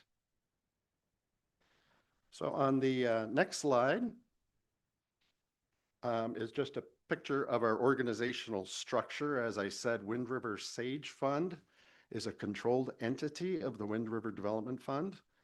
The Development Fund's board appoints the board of Sage Fund, and we wanted to make sure that we had that control given that that organization was awarded that sizable grant. Also, just recently in December, we received 501c3 status from IRS, and that goes back retroactive to when the organization began. So now we have 2 tax-exempt nonprofits serving the reservation. On the next slide, you'll see that we have 2 boards now, each leading each organization. And I'm proud to say that all of our board members come from this community and live in this community. And they have been so helpful in guiding us, making sure that we're meeting the needs of the community and that we're being responsive to everyone in our community. On the next slide is just a picture of our growing team. I'm very proud of the fact that we've been able to attract some excellently qualified people, such as Mr. Shakespeare on my right. And Ms. Yarber has been with our organization now for 3 years. But just in the past year and a half or so, we've doubled the size of our team in order to meet the tremendous amount of work that we have to get done with our grant. And just mention another member of our executive team, Lisa Wagner. She's our Chief Financial Officer. We're very happy to have her as part of our team. Many of you may know Lisa, but she wasn't able to make it today. On the next slide, I just want to talk briefly about place-based economics. It's kind of a newer, trendy topic in economic development. And essentially what that means is, and this may seem logical, but you need to listen to your community. And if somebody in Washington, D.C., or somebody in another part of the country wants to tell us what's right to do here in Wind River, it's not going to work out. And the fact is it hasn't really worked out. And so with place-based economics, this is really listening to the heart of your community, understanding what has worked, what hasn't worked, what is the culture of the community, and how is that very, very important to success. And so what we're going to be talking about today is really a lot about place-based economics. And on the next slide, I've been reading some articles and hearing some discussions, and there's a lot of discussion about what is the government's role in economic development. And to be honest with you, and it's just my personal view, it's kind of a mixed track record. And part of that is because I believe, and if you think about the federal government, they came up with a lot of programs and they said, if you do this in your community, we'll give you money. But the people in different areas of the country don't understand the Wind River Reservation. And so sometimes that works, sometimes that doesn't work. And what was interesting when we started to apply for the EDA Recompete grant is that the head of that program said, we want to hear from you. We want to hear from your community what you think will work. Wind River Reservation is labeled by the government as a persistently distressed community. It's the only area in Wyoming that has that label. And so that's why we were able to be eligible to apply for the Recompete grant. And I really give credit to EDA because they said, we want to hear from you. We're not telling you what you have to do. We want to hear the ideas that come from the community. And if you convince us that this is going to work, we're willing to invest up to $50 million in your community. And so we put together our application, and we were very, very fortunate to be one of only 6 in the country to be awarded a grant for $36 million. And we have a new economic model that Erica is going to speak to, but I really do give credit to the fact that we finally had a government entity come to us and say, what do you think your community needs?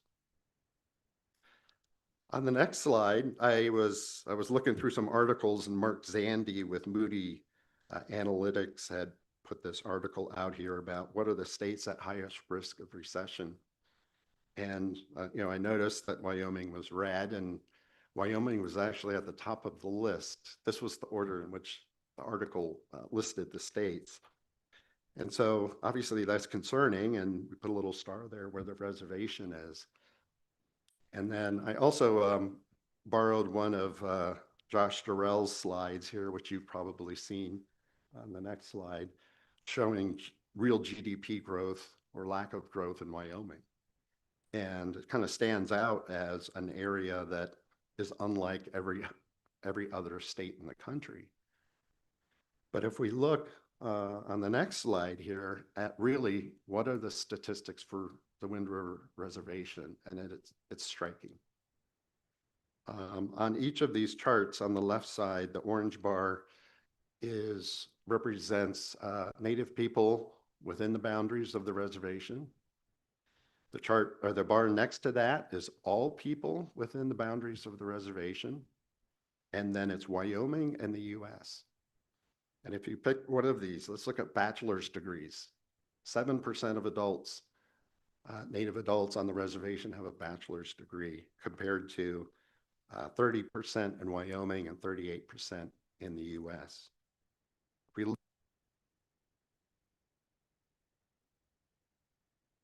I apologize. You might have to switch microphones.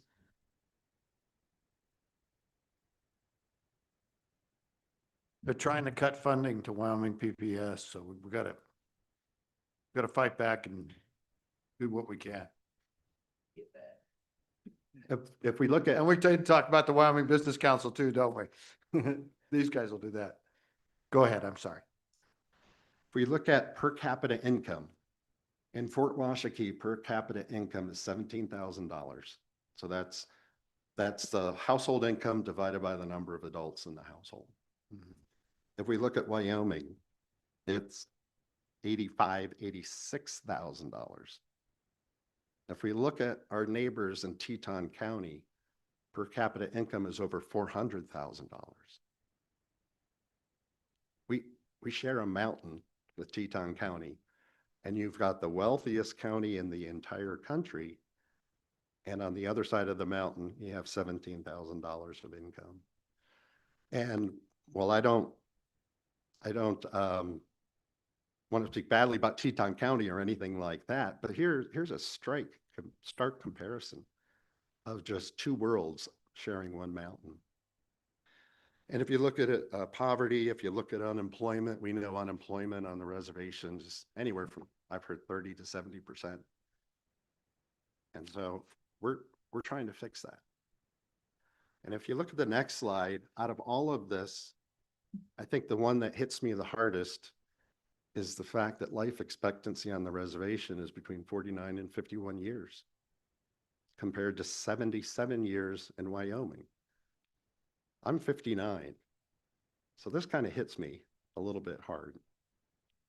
The fact that people on the reservation on average are dying 27 years sooner than everybody else in the state. Why is that? Is that an economic problem? Is that a social problem? But again, we're trying to address that with our work. I'm going to hand it over to Eric.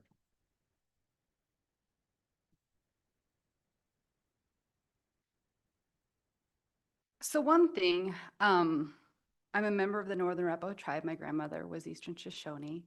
And I truly believe that our ancestors did not fight so hard to survive just for us to live in mediocrity.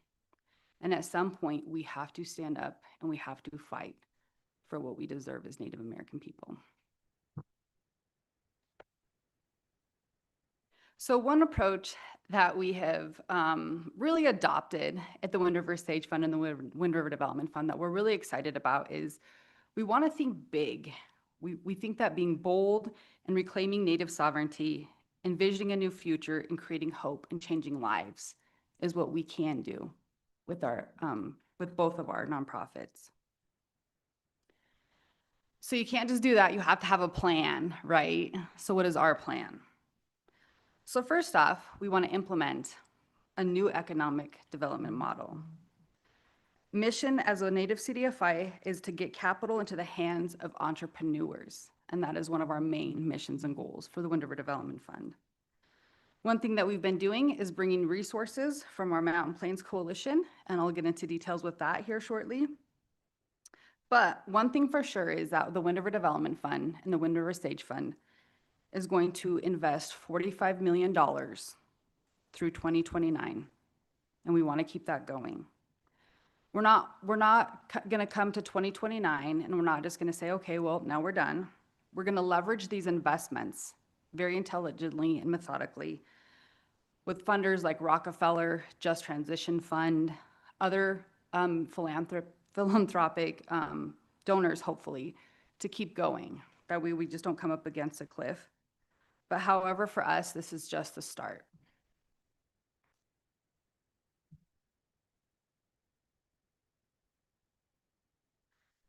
So WRDF, we're excited because we are that Native Development Financial Institution, and we do take pride in addressing the barriers that a lot of our consumers see on a day-to-day basis. Our main job is accessing credit to the reservation and getting that out in the form of capital. So one thing that we're really excited about, and we've been working really hard, is that right now our loan portfolio is growing exponentially. Right now we have 31 small business loans. Our loan portfolio is $3.6 million. And our average loan size jumped from $70,000 last year to $134,000 this year. Our average interest rate is 6.5%. We are providing capital to 100% of people within the reservation boundaries. And in 2025, we had a rate of 0% for default. And one thing that Paul mentioned before is that we provide technical assistance. We did that to 303 individuals last year. So our numbers are pretty staggering for a reemerging CDFI for sure. To explain a little bit more about our Mountain Plains Coalition, on the next slide. So we are one of 8 other native CDFIs in the Mountain Plains region that were founded together in 2022. And I came in after that had already been developed, and so did Paul. However, the previous executive director saw what a great coalition that would be to join. And we were actually awarded the Build Back Better grant between that coalition for $45 million. Next slide, please. So what does that mean? That meant that we were able to start the largest native revolving loan fund in U.S. history for $22 million. Just in the last 2 years, we've deployed $18 million between the 8 native CDFIs within our communities. So we know how to move capital. We are expert in place-based economic development strategies and tactics, and we know how to create jobs in rural and tribal communities. We get the results done. So just to kind of give you even more staggering numbers as to what's been created with this Mountain Plains Coalition, if you'll go to the next slide, please. As you can see, in 2019, our loans, to 2024, our loans jumped by about 400 loans that were given out between us and our partners. In 2019, the loans closed in 2019 were 4.6 among us and our partners. In 2024, it was 26.1 million. And this year, adding to that's going to be even more. That's a 528% increase. Our loan portfolio went from 13.7 to $65.8 million. In 2019, our assets as a collective was 28.1 million, and 2024 is 143.1 million. Our loan default rate as a collective in 2019 was 7.15%, and in 2024 it dropped to a staggering 1.32%. Jobs retained with the funding that we're deploying went from 150 to 762 with the native communities in our coalition.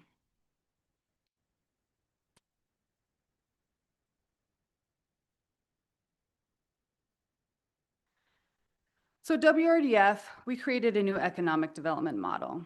I'm just going to briefly explain this, and then if you have questions, we can get into it a little bit deeper. However, we don't see economic development that a lot of capitalist America sees it as. We want to see our people to have opportunity. We want our people to be healthy. We want people to have access to healthy food, good paying jobs.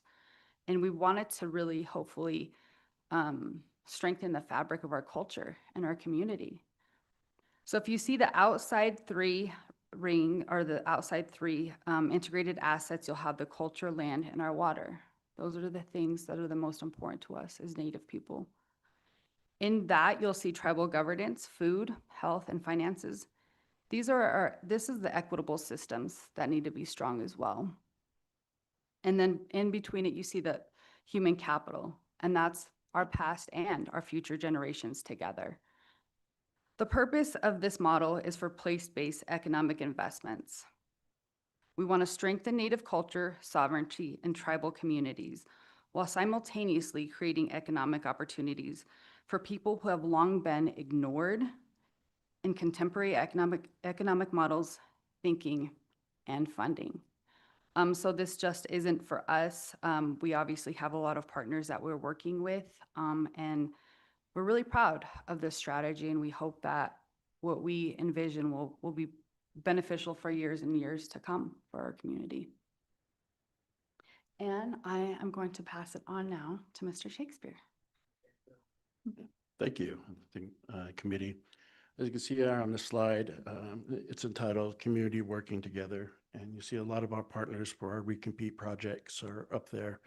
But this is by no means a finite list. We're always looking for new partnerships. And in fact, as we move along, we're implementing these different projects and looking for ways to partner with both tribes, the 477 programs, training programs, to be able to get the people the skills and experience of doing some of these projects that we're doing. And our view is it's better to have our own tribal members working on these projects than have outside entities doing them. But we also know we're operating in a time where trust and communication are under pressure. And so it's important that we do what we say and make sure we deliver on that as well. You move on to the next slide, please.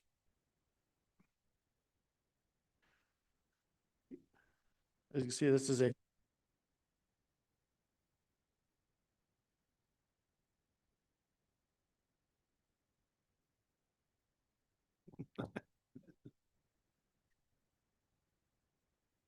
As you see, this is an article on the screen here from the Wild File back in 2024.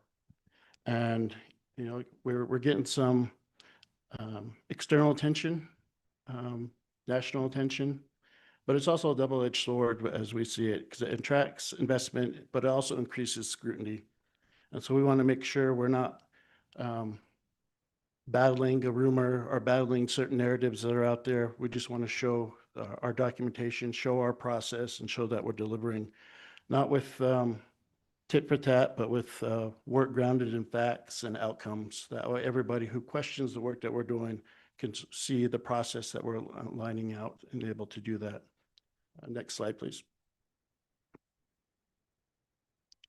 See here how our funding is aligned. We mentioned the $36 million in recompete, but we also have $4 million from the Wyoming Outdoor Recreation grants that spans several projects. And we also have funding from foundations. And I will say to you that the recompete 36 million and the 4 million, it sounds nice, it sounds great, but it's all cost reimbursement. So if we don't have the ability to spend the money up front, these grants are basically pointless for us to have. And so that's where the foundation's work has come in, and some of the donations have allowed us to have a flow plan to be able to implement projects, submit reimbursements, and keep that revolving door going so we can complete all the projects like we said we were going to do. And these are all dollars, like I said, that are restricted, they're audible, and they're not discretionary pots of money. We're not just going out buying new cars for ourselves and living a lavish lifestyle. It's for the projects, and we can document that money going to those specific projects and the processes that we're doing. Next slide, please. You see where the investments aligned with it. This graph here, this is from the recompete funding, and how that $36 million is kind of distributed out through essentially 8 different projects. We have different partners for each of those. Like one of them is the Tribal Buffalo Center. We have a partnership with the Tribal Buffalo Initiative. I know they're on your agenda for tomorrow. We also have a partnership here with the Fish and Game Department. While it does say bringing ecotourism, it's actually a facility for their headquarters, and to be able to have a go-to place that people, the tribes, can point to that this is where you get your fishing license. These are their regulations, and also make sure people don't get lost, because I know they spend a lot of money on search and rescue. It's important. We also see on there, going down the list, we have creating a path to land sovereignty. We want to kind of demystify the trust land process for tribal members and make sure they're comfortable, because a lot of times you go to a federal agency that oversees that, and you get, here's a checklist and here's the CFR, and good luck trying to go maneuver through the process. We want to create a guidebook that makes it easy for everyone to be able to understand and know the process, know the timelines, and know when you should be getting a response, not having to wait. Along with that, we want to be able to identify sites throughout the reservation, and we'll be having community meetings here and later this spring and early summer to get input of what industries we want here from the community and where it makes sense, and if it makes sense to try to attract those people here. Moving down the list, we also have our partnership with Food Sovereignty, so they'll be able to scale up their operations. And then building a healthier workforce. We have that partnership with the Eastern Shoshone Tribes Tribal Health Department and their substance abuse, Natsu, to be able to help scale up their programming, because we all know that, you know, like diabetes and substance abuse and things are a limiting factor to some people. Some people are limited by their health, but be able to create a healthy workforce is important. Moving down the list, investing in human capital. Our partners here at CWC are, as you see with the flyers around the building as you're walking in, are offering different programs to get certifications in. And so we're hoping that, you know, becoming healthy and getting the skills, and then on the other side, finding them work to be able to do it is important. We go down the list, and finally we have the governance coalition portion of the funds, and that's really to help how we're going to manage these with our partners and make sure they have the skills and trainings to be able to scale up their programs. Because a lot of times when you get extra set of funds, you kind of get lost in the shuffle of how you want to do it, and we want to make sure everybody's doing things the right and proper way, and everybody's on the same page and has the ability to execute these goals that these programs have in place. Next slide, please.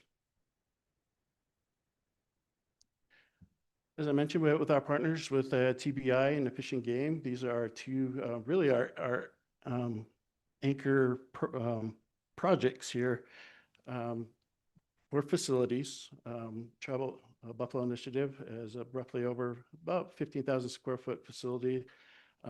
It's going to be 9.75 million. And then the ecotourism, really the Fish and Game headquarters, a little over 17,000 square feet, 6.5 million investment.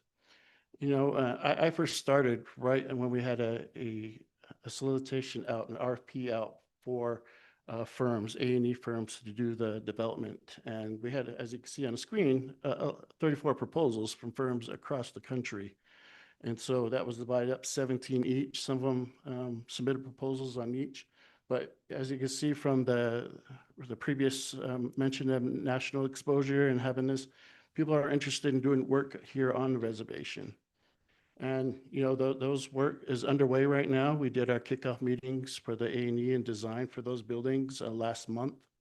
And we're looking to, you know, start construction the third and fourth quarters of this year. So we're moving pretty quickly. We're going to start seeing some development move on those two facilities. Next slide, please. Here you see 4 goals for our comprehensive outdoor recreation strategy. As you can see from goal 1, you know, invest the outdoor recreation infrastructure. And as we move along the slides, you'll see what some of that actually means in being able to upgrade our current facilities. We're not sitting here saying we're going to clear cut some forest up in the mountains for a new campground, where we want to upgrade the areas that people already use now, where you can see just, you know, a fire pit and some logs for people and families have their picnics. We want to upgrade those areas so they'll be able to enjoy the outdoors, and also put some restrooms instead of those areas, instead of having to find yourself a stir stick and go behind a bush. I know it's important for our young and our elders who want to enjoy the outdoors as well. And then goal 2, as we talked about with our lending side of it, we want to support small businesses, what makes sense. You know, the tribes give outfitting permits for different areas, and to see how those businesses could scale up. But what also you can see under goal 3, and I know Chairman Posey knows all about this, you know, we want to expand tourism. We got to do it in a very thoughtful, pragmatic way.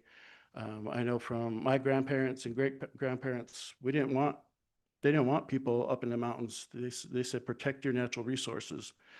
We don't want to turn into a Jackson or a Yellowstone. We have areas, which is why our great grandparents were all for the designated areas, wilderness areas, because we didn't want, and roadless areas. We didn't want people up in those tearing up the land and, just being reckless of how some areas can be. And so we know when we move forward on that goal 3, we need to be really pragmatic and be really thoughtful of what makes sense or doesn't make sense. And so we need to listen and how we want to move forward with that. And that's, there's no easy answers. I know people have a different opinions in a lot of areas. And I know that a lot of that work through both tribes' TIPO departments, they have maps of the entire reservations and GIS maps of areas that are locked out, that are sacred, that have certain medicines for ceremonies. And we obviously don't want to open up tourism to those areas because, that affects who we are culturally and who we are religiously as well. And then you go on to goal 4, develop a brand. That those 3 and 4, I think, go hand in hand. What makes sense? We know once we start building infrastructure and local businesses, that outside funding makes a lot of sense for people to be able to come here. And we want to make sure we're doing it in a cohesive manner, not just that's over here or this is over here, but this is all of us together. Next slide, please. Yeah, so going back to goal 1, as I mentioned, with the outdoor recreation, this is funding from the Wyoming outdoor recreation grants. And you look at the different projects, you say Eco Tourism Visitor Center, that's under recompete, but everything below that is from grant funding, and it's for the trailheads projects. Each of our trailheads there at Mosquito Park, Washkey Park, and St. Lawrence, they all have old cabins there that were built a number of years ago, and they haven't been upkept. And I know a lot of the schools would like to do activities. In fact, the school in Fort Washkey had a week-long class this past summer going out to Mosquito Park. In that project, if we renovate those cabins and everything, there'll be a better place to have an educational setting, have an outdoor large pavilion to have those types of settings for those classes, really be an educational area for them to be able to learn in the outdoors. You look at the lakes projects, well, we'll be showing pictures here shortly of Ray Lake, but the other lakes under that are Moccasin Lake, Dinwiddie, and Bull Lake. We want to, like I was mentioning earlier, we want to update the facilities in those areas, or lack thereof facilities of having picnic tables and pavilions and new boat ramps in those areas, which we've kind of already delivered on at each of those locations. And then the third, there you have outdoor sports. That's really the Fort Washkey softball field. We did some renovations of the dugouts and electrical work. We still have some work to do there, but we'll show pictures of a soft opening earlier this year. We had a lot of people come out, and we see people already out there practicing and doing things. We want to continue that for the community because, if you've seen the before pictures, it was just a field with weeds and rundown buildings. And so now it's usable. And I know our partners with the Eastern Shoshone Tribal Health want to set up some leagues here in the next summer. And so that'll be a good thing for the community. And then you move down to the playgrounds. Is actually playgrounds that we, in coordination with Eastern Shoshone Tribal Health, is an intergenerational playgrounds. Not just for the young, but those who may have some mobility issues, and some of them are ADA accessible, and they're what they were called elder playgrounds, but really they're mobility. Stretching out. They have a great machine over there. You stretch your back out. It's great as you're getting older. So I encourage you guys to go out there. And then the next is for the powwow grounds, and that is actually for the Eastern Shoshone powwow grounds. It's to pave a vendor area. Initially, it was for the initial ring around the arbor, but the tribe had went ahead and did that work prior to last year's Shoshone Indian Days. So this area we're working on getting the vendor area, so it's more even There's drainage plans so the water slopes off, it doesn't puddle up, and it's even for young and old alike to be able to enjoy that area. And then the last portion there is TBI Outdoor Education Center. That is for a large pavilion outdoors. And so when you have the different schools and different groups, and I remember you all saying in the last meeting, you went out and toured that area. Just imagine a large pavilion and picnic tables there to be able to have that type of presentation done for you all. All right, next slide, please.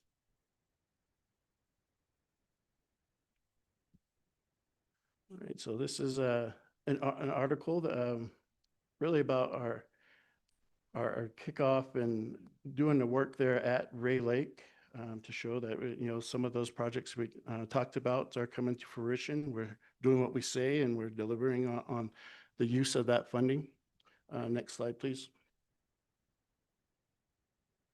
And here's just, pictures are worth 1,000 words. There's a new bathroom facility there. And for those who have been out there in the past, it was 2 old porta potty style wood buildings with one with a missing door. Now you have a facility you actually go in and have some privacy to use. And there's the 6 pavilions, and off to the right in that bottom picture, you can see where the new boat ramp was installed there. Next slide, please. And so these are our pictures. The top one there is of Moccasin Lake. Shows in the foreground there is the new boat ramp there. The previous one was installed probably in the 1940s, 1950s. It was just in pieces, not really usable. So this one is smaller because motorized boats aren't allowed in that area, but for the smaller boats for fishing and recreation. Then pictures on the bottom there, that's from Didwitty. As you can see, there's like I mentioned, there's a fire pit there and some areas that people go out there to have, picnics and things like that and enjoy the lake out there. It's a lot better than sitting in your tailgate of your truck or on a cooler to be able to have a family lunch with, yeah. So next slide, please.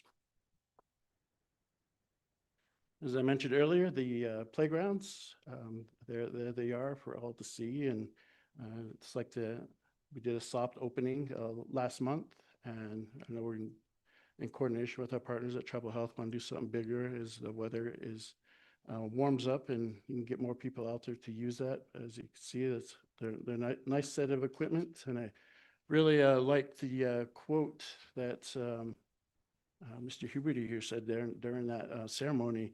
It was like, this is a gift for the community. It's not for us, it's not for our benefit to say, look, we did a good job, but it's for those kids there, it's for those elders that can use that equipment, and for people to look at something and be proud of that, hey, that's something in our community that's equivalent to off the reservation. Where is that? In Fort Washakie by the Tribal Health Building. Next slide. And there's the photos of the upgrades to the softball fields. You see we took some great eye to detail on the dirt portion of it and getting that trucked in from other areas, the special dirt for the softball fields. But yeah, it was a great turnout what we had when we had the soft opening for people to be able to get out there and use those fields. It was a lot of fun. We look forward to that being used more in the future. Next slide. And just overall, here's a map of all those locations for those projects that we have going. You can see the different parks, the different lakes, and moving forward with those. We're very excited about seeing what we've accomplished and what we're going to accomplish here in the next year to 4 years. Next slide. I'll head off back to our director here.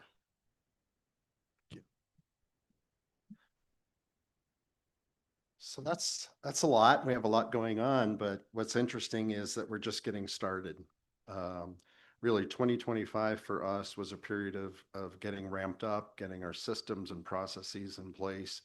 I realized after the fact, we quickly became kind of a general contractor because we are contracting directly with the vendors to do all of these installations. We are procuring all of this equipment, all of these materials. So I give great credit to my team for quickly shifting over to becoming general contractors. But in 2026, you're going to see even more happen. You'll see groundbreaking for the two new buildings on the reservation, the Tribal Buffalo Center and the Tribal Fish and Game Building. We're going to get the rest of our outdoor recreation grant money out into the infrastructure. Just in 2025 alone, this was about $800,000 of investment, and we have another 3.2 million to get done this year. So that's going to be a lot of work. And then on the CDFI side of what we do, we continue to see high demand for lending capital and loans to support entrepreneurs. As Erica said, we had a record-breaking year in 2025. We hit 80% above our goal as far as getting lending capital out into the community. And that is a critical element of our whole strategy here, is that we believe that a resilient economy can be created through small business and job creation. And we won't always have this kind of federal support. Matter of fact, a lot of it has been cut off already. Our grants so far are safe, but we are quickly shifting away as much as we can from federal grants in order to bring more philanthropy in here. And we're really making that point with our funders to say that the government has made this kind of investment in a new economic model. We're confident it's going to work, and now we need philanthropy to come in and really continue to fund this over the next 10 to 20 years. And just a couple other things.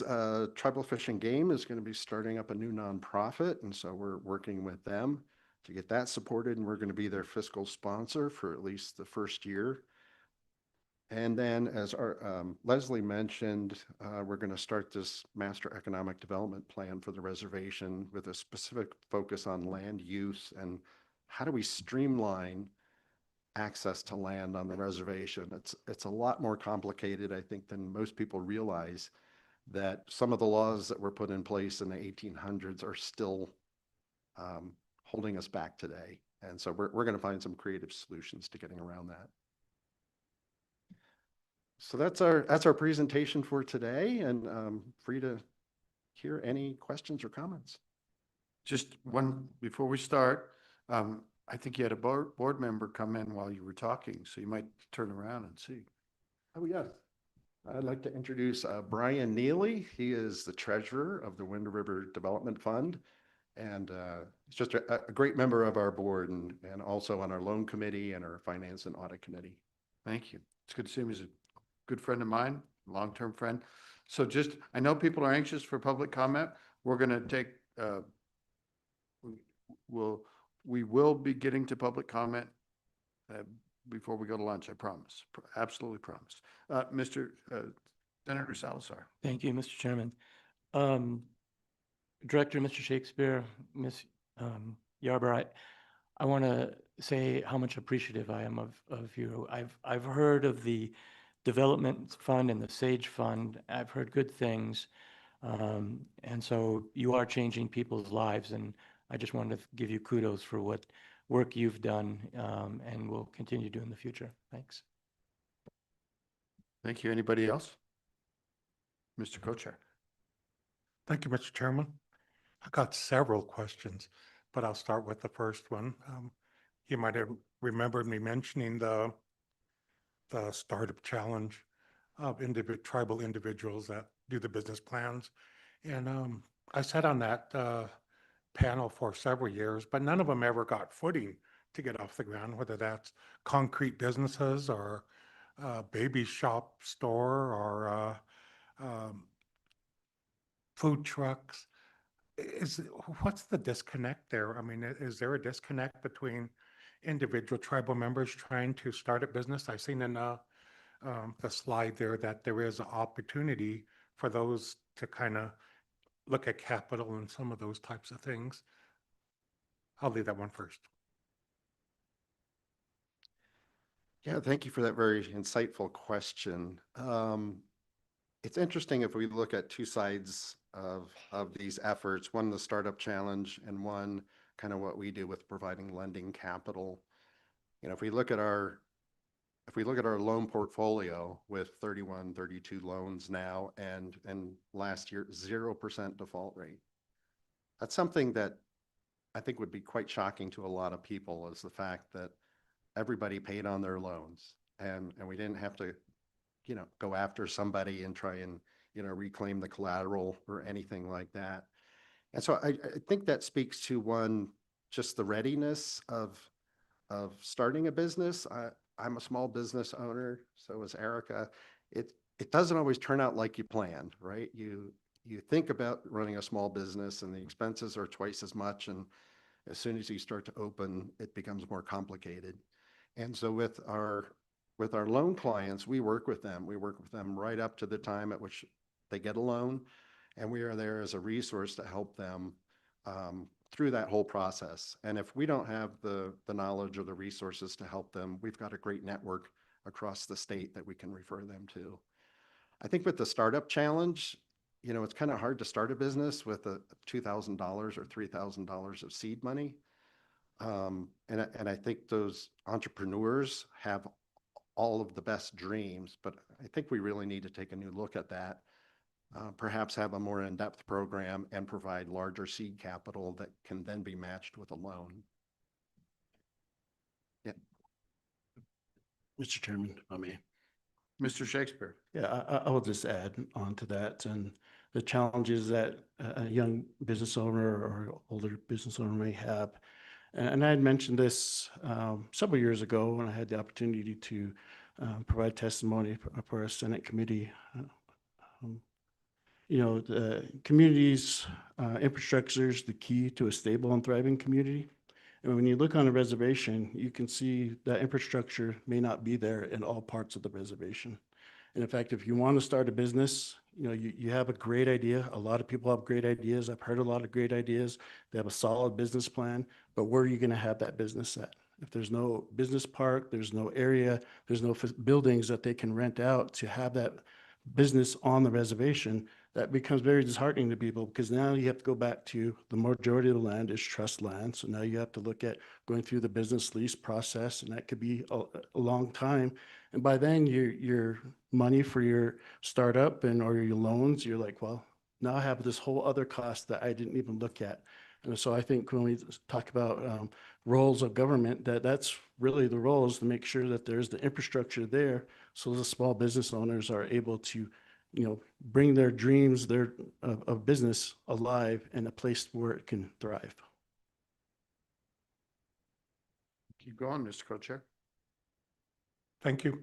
I know there's some challenges, but like I said, there's been tribal members historically over the last few years. And as Paul mentioned, it's hard to start up a business with $5,000 seed money, but I think these people really want to start a business, you know, and there's a disconnect there somewhere. And maybe maybe you guys are probably addressing that in some fashion.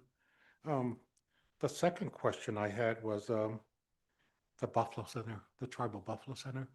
Now, that's going to be built on fee land, right? And I know Representative Ottman and I went out and toured the Buffalo, the initiative a few months ago. And there was a discussion of turning some of that land that's been purchased through the fee system into trust status. I told them that's not a fast process. I mean, both tribes have been waiting for 30, 35 years for land to be turned into trust. So what happens if something defaults on that or whatever, on that piece of land where the Buffalo Initiative is going to be built? Who'd like to address that? Mr. Shakespeare. Thank you, Mr. Chairman, and for the question. And so we're not lending money for the Tribal Buffalo Center. It's all funded through the EDA recompete grant. So there wouldn't be necessarily a default. But what we will say is, you know, in building a structure there, you know, it is still within the exterior boundaries of the reservation. And so There is some rules such as taro and things like that that are still applicable to that building, that facility there. But yeah, there isn't a mechanism right now to, or a need to worry about default because we're not lending any for that facility. And Mr. Chairman, if I may, on the fee to trust, you know, in my previous endeavor, I know there was, it's a lengthy process. It's over 12 to 16 steps, depending on the trust status of the land. And it's very costly for the tribes to follow up on a lot of different evaluations, environmentals and things like that. But I will say it's not impossible. You know, prior to my start in federal service, there was roughly over 1.8 million land in trust.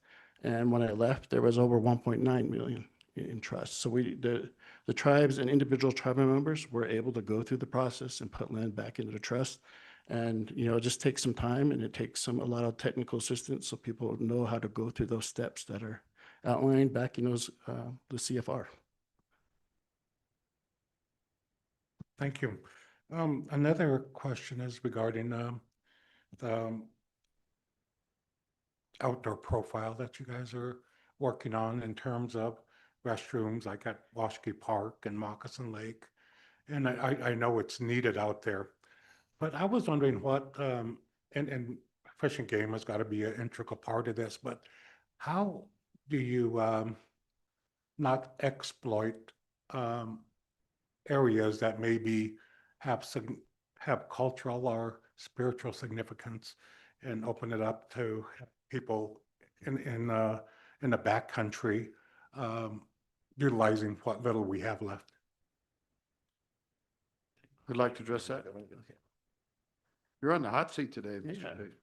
Well, Chairman Posey, thank you for the question. As I stated in my portion of the presentation, I said we want to be very thoughtful about that.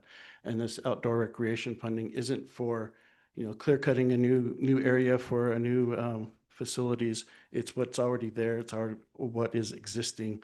So we're not creating nothing new. We're upgrading what is there.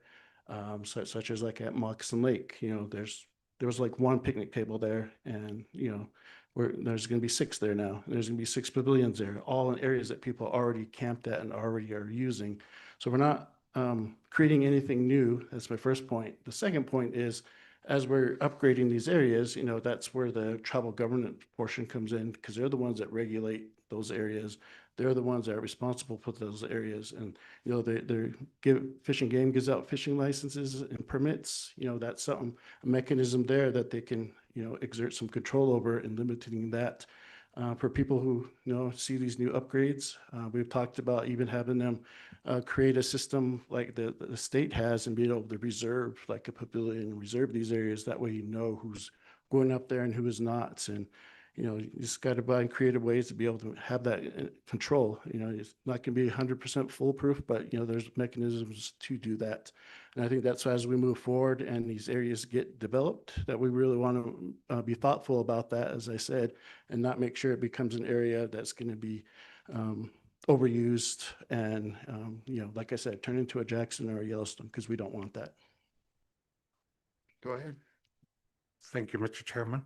I think, like I mentioned, that's probably the Fish and Game and the intertribal's role to protect some of those areas too. But, you know, last year I went up to Mosquito Park, and of course, right next to that is Dickinson Park. And I counted 32 cars in the trailhead there. So that was my concern, you know, that a lot of those areas have a spiritual connection to many tribal members. And that's why I wanted to mention how that's going to be not exploited. You know what I mean? It's like, come to our backcountry. And I realize that councils have the say over that, as well as Fish and Game, but that was some of the concerns I've heard. The last one is pretty easy, and it regards the softball fields. Are you gonna toss the softball? Yeah. But I was wondering, did you ever look at another area? I mean, that field was built in the early 70s. It's been rebuilt 4 or 5 times. And I know Mr. Wigan was part of those efforts at one time. But I was just wondering, just because the infrastructure was there, was that the reason? Yeah, when we were putting together, Go thank you ahead. for the question. When we were putting together the grant applications, we talked to different people on the reservation. And we also drive by that location every day. And so it seemed like an obvious place where we could put in, the grant for that is under $80,000. And we're able to bring it back to life. And we're hoping in the spring to see some teams playing out there. We still have a little bit of money left in that grant that we'll use to just kind of get it all ready for the spring and make sure it's just a great place for the community to come together. Mr. Chair, may I just add something? Yes, go ahead. Just one thing that definitely Wind River Development Fund and Wind River Sage Fund, we're taking a really different approach because everything that we're doing is for our community first. So all of the outdoor recreation stuff, that's with our community at the front of our thinking, and really truly we want it to be a gift for our community members. So we want our community to go and enjoy, our lakes and our trails and be connected once again. And that's what the intention of all of our projects are. And then the other thing is to build up the other leaders within the community who are change agents and who have been working at what they've been doing for a really long time. So that's one thing that we're definitely not the sayers or the deciding factor in anything, but we definitely just want to give to our community. And we feel like this is, we can be the catalyst for that in many different ways. Representative Ottman.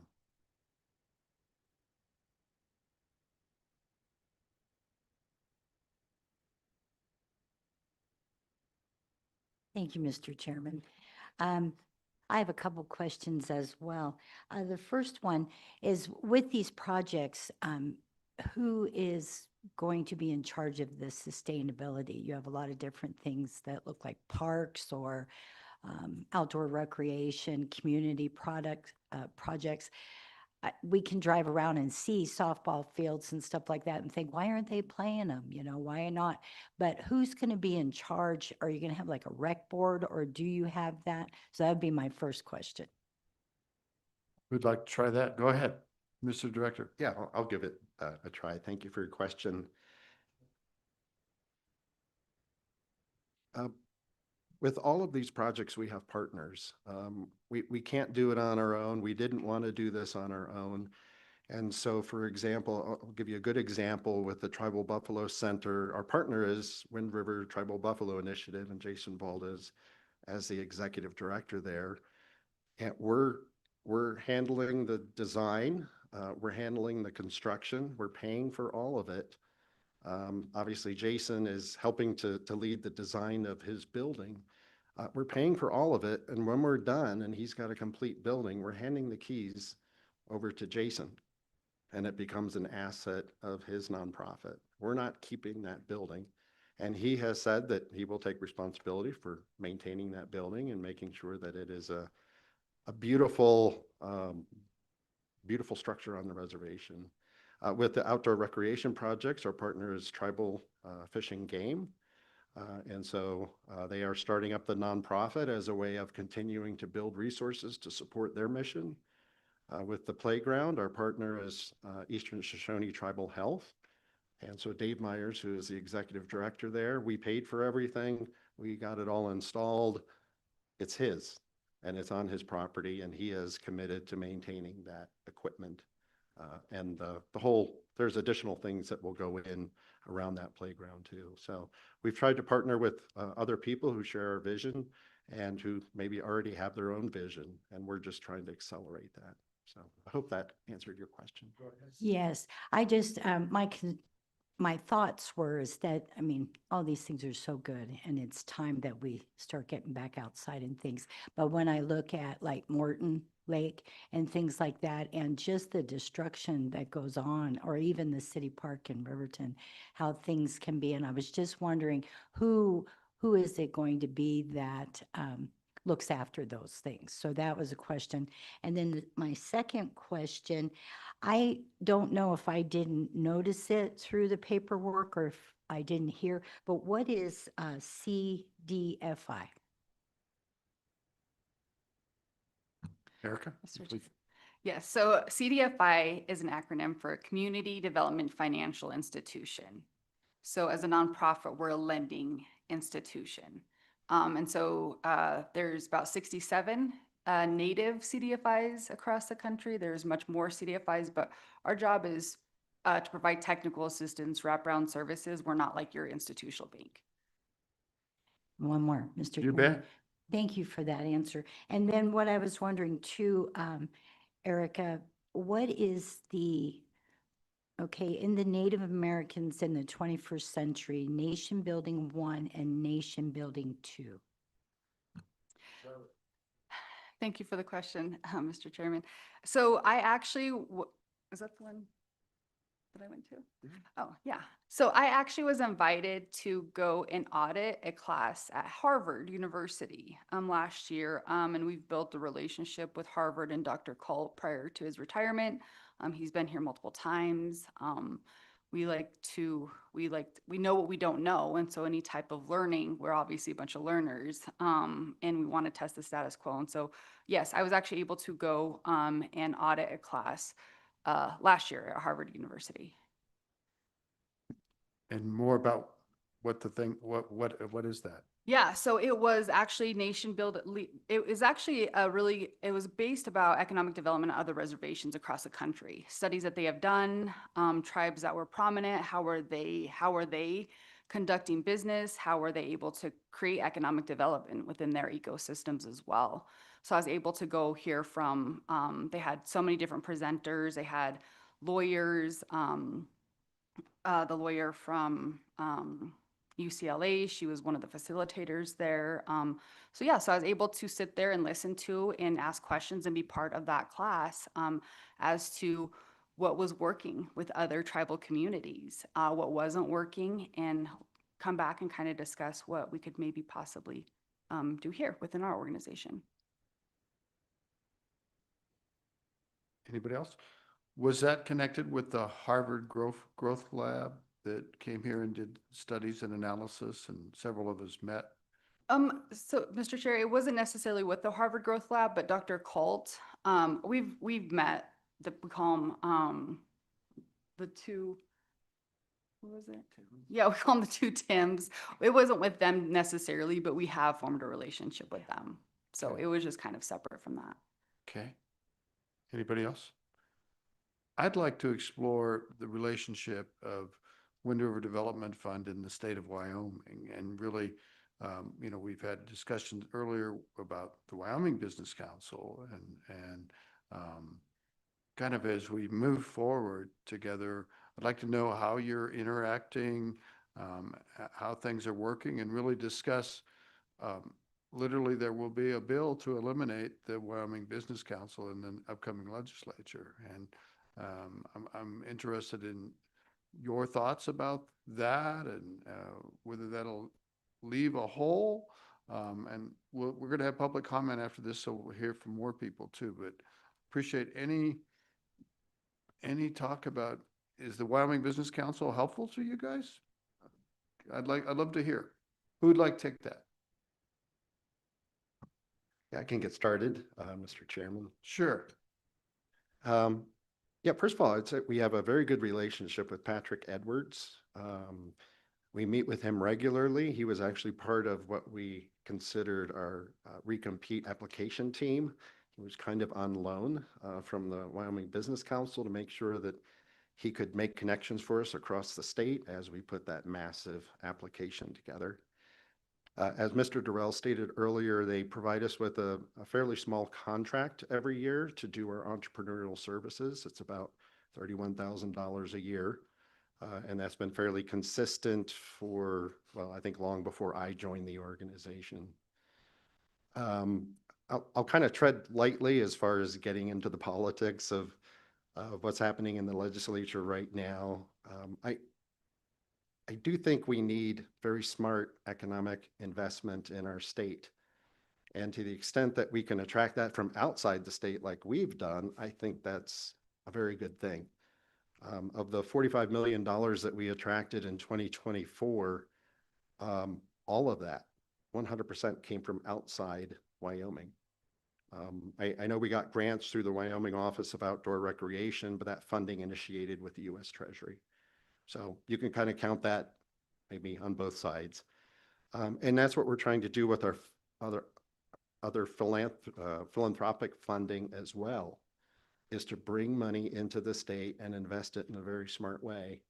And as Erica showed with our Mountain Plains Coalition, we've been pretty successful across the whole region in South Dakota, North Dakota, Montana, and Wyoming with the amount of capital that we've deployed out into tribal communities. And we can show the jobs that have been created and the impact that that is having. So, not sure if I answered your question completely, but. Budget requests. Oh, yes. Also, if I could add, we have had a couple of meetings with the Wyoming Business Council, maybe about 5 or 6 months ago as they were preparing their budget. And they invited us to submit an application for funding, which we did. And our application aligned with everything that we're doing as far as entrepreneurial support. We asked for some lending capital so that we can get that out into our community. And our total request was around $2.7 million. The governor did recommend that that was not funded in the first pass through. And how about the potential with business-ready communities and potential for state money being used for business-ready infrastructure? You mentioned your idea of making, developing the private business, of course, and the fact that it is difficult because of land structure or just, but it seems like potential to use business-ready community funding to possibly create an area or a zone of land that would be more accessible to private entrepreneurs to take the next step and not have maybe the land ownership is clear, the utilities are there, you know, maybe sort of like a business park, but not necessarily like we think of business parks. It could be something different. Seems like that might be a tool in that area. Does that have potential?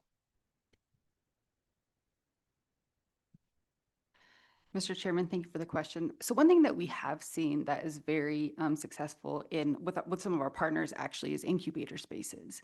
So they've actually created some buildings where they obviously with office spaces, but then they also have utilized that as almost storefront incubator spaces for those businesses to get started.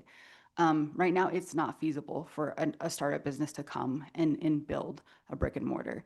I mean, you're looking at anywhere from $300 to $400 a square foot for commercial business. You're looking at anywhere from $1 million to start up, and that's not feasible probably for any startup business. So yes, exploring the idea of incubator spaces, we have discussed that because it is very much needed on the reservation. Representative Ottman, please. Thank you, Mr. Chairman. Just to follow up, it just occurred to me. Do you and the programs that you're doing have anything to do with the business park in Riverton where the hospital is, or those businesses going in there? Go ahead. We don't have any direct connection with that development at this time. So we might hear from Shoshone Business Council a bit about that. I don't know, perhaps, or someone could talk to us about that, Representative Ottman. We have plenty of time for public comment before we break for lunch, so that would be a good time. Anything else? Anything else you guys would like to add? All right, thank you very much. And your board members are even welcome to speak if you want to drag them up here. But we'll open it up to public comment. I don't know if tribal officials wish to take the first shot at that, but you're welcome. And I see a young lady right in the front. I know she's very anxious. Please, Ms. Mitchell, good to see you. Make those available to, we may have to call you back and.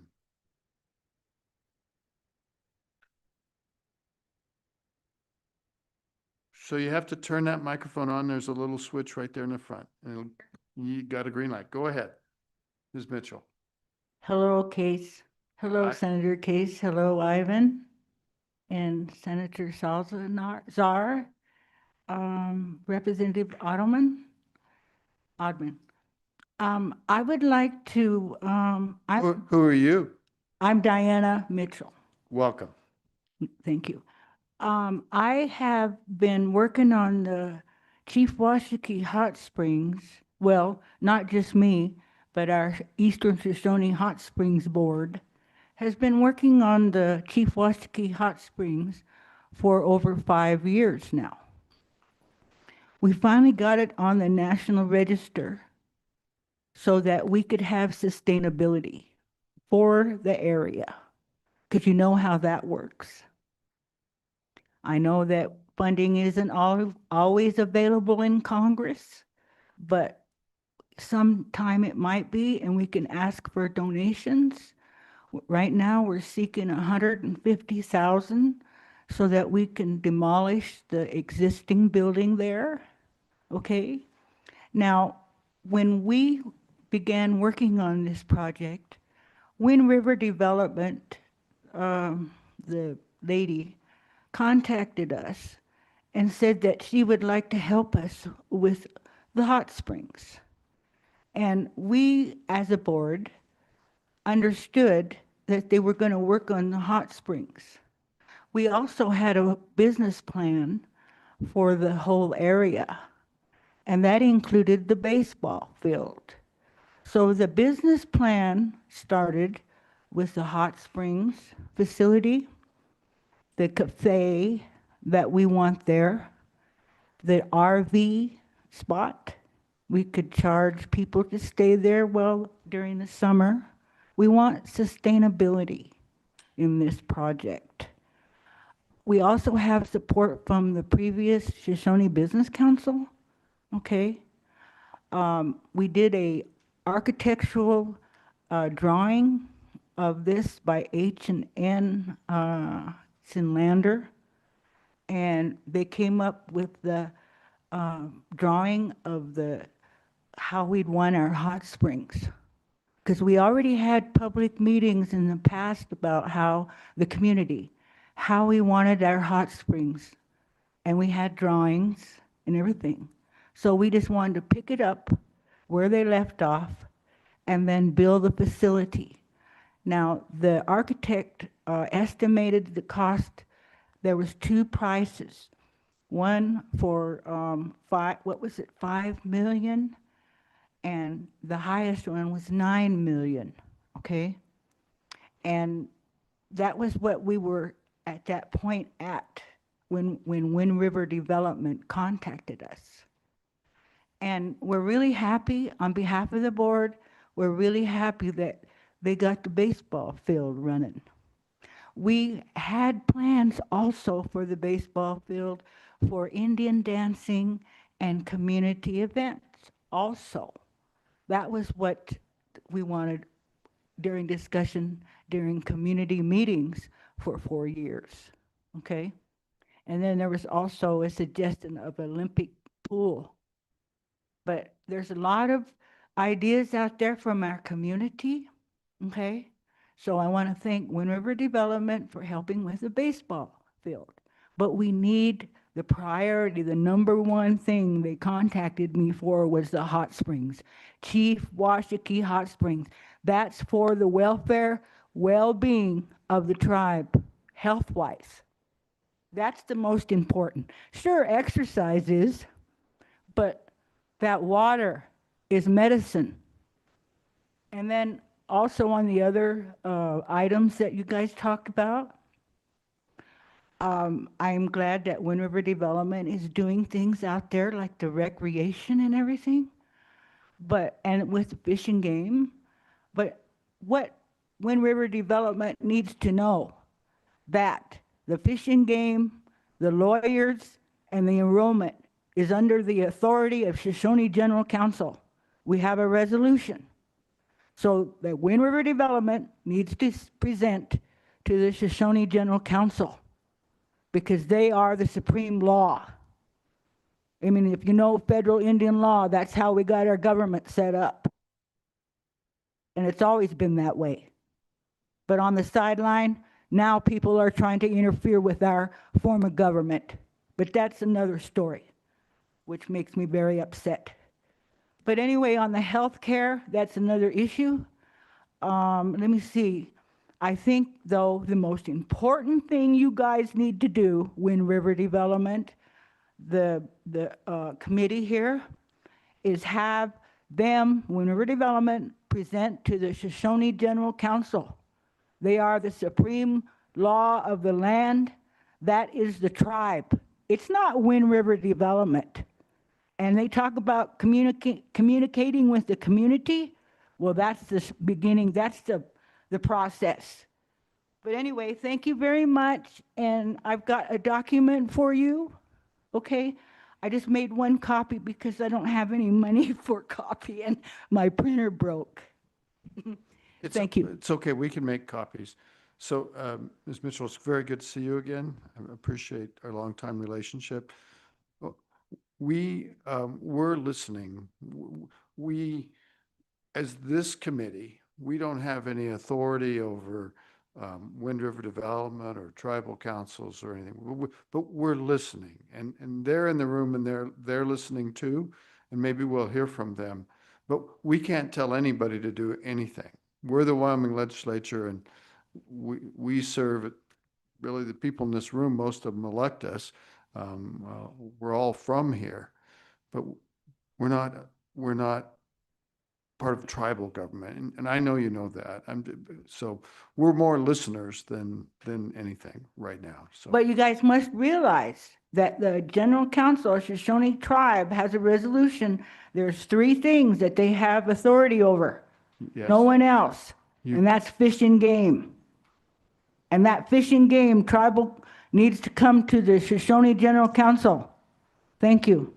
and thank you, and thanks for our friendship. Who else would like to make public comments? Yes, ma'am, in the blue.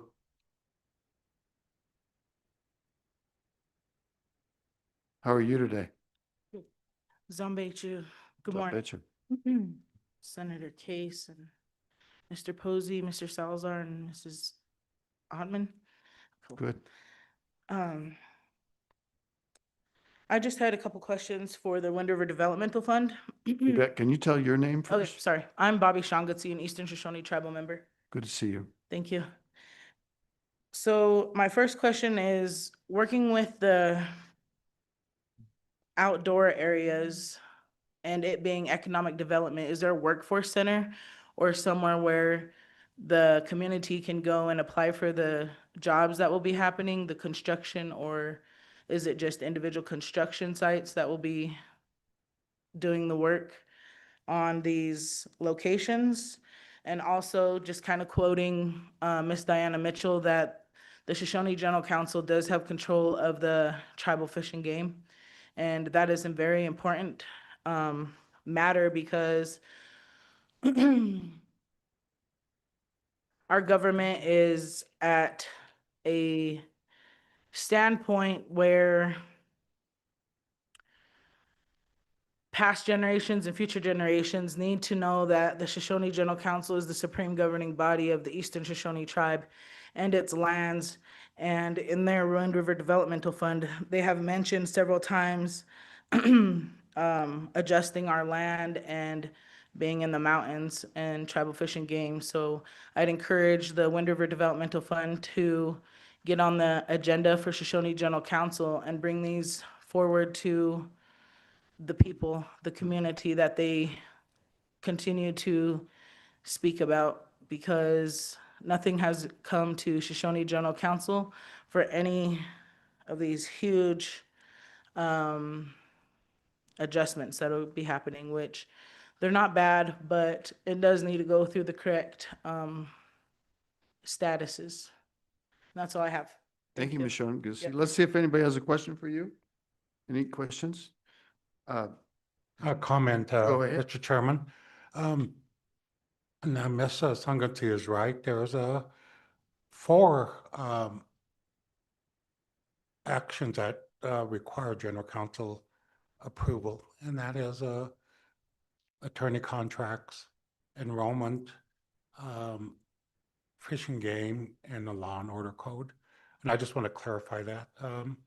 That legislative authority was pulled back from the Business Council in 1989, years ago. So I just want to clarify what Bobby's saying here. Thank you, Mr. Co-Chair. Thank you. Thank you, Ms. Schoen. Good Yep. to see you. Who else would like to address this committee? We got time. It's okay. Anybody else? All right. I don't think we have, do we have any public comment online?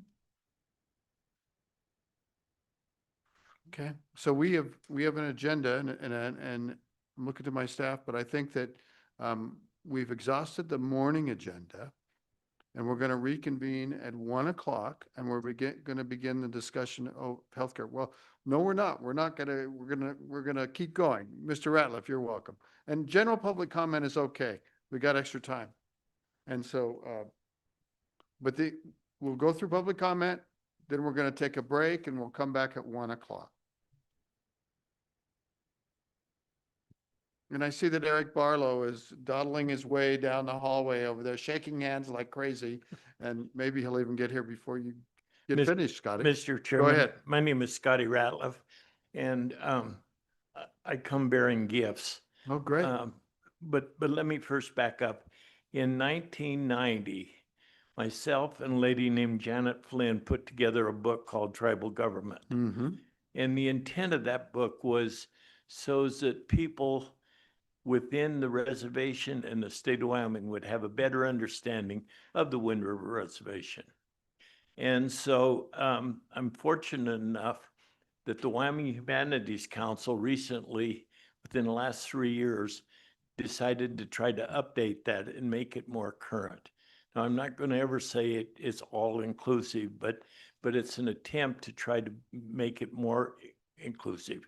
Mm-hmm. As you may aware, I worked for the college for 25 years, and it was always frustrating to me that we have a class that everyone who graduates from the university, from a college, has to take Political Science 101, which is study of government of U.S. and Wyoming. Government of U.S. and Wyoming. So the intent of that book was to allow people to also understand the government of the reservation. Now, I'm not saying, again, it's perfect, but it's my attempt to try to get there. So I brought copies for each of you, and I think it's a start. And we're going to donate 3 copies to every school in the state of Wyoming.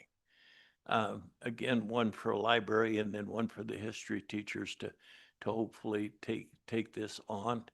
I want to thank the historical people, Tom Ray's in the back with this. They helped put this together. The Humanities Council has fronted some of it, and I think it's a good start. So I'll give you each a copy and thank you for allowing me to sit here.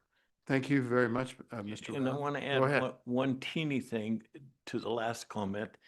The Wind River Cares main office here in Riverton, clear back many years ago, the Wyoming Business Council had some money for helping develop stuff. That building was purchased through that money. So the Wyoming Business Council has an effect in a positive vein there. It also helped fund the Wind River Development Fund building. Right. And the Wind River Development Fund, again, works hard to try to solve economic deals, but they provide a lot of service just for the community as far as meetings and places. They promote the Legion Club, which is a big part of that community. And I think always trying to better help the community. So thank you. Thank you, Mr. Ratliff. It's a pleasure to have you here. Any questions? Thank you. I'm going to look, You came in just the right time, Senator. We were just about to break for lunch, but we appreciate you. I do want to make, if people want to address the committee, you can address the committee right now if you'd wish to. I'll look around the room. I want to make sure everybody knows they have that opportunity. Okay. Well, thank you very much, Mr. Ratliff, and we will see everybody at 1 o'clock, and we'll pick back up on healthcare. All right. Enjoy your lunch.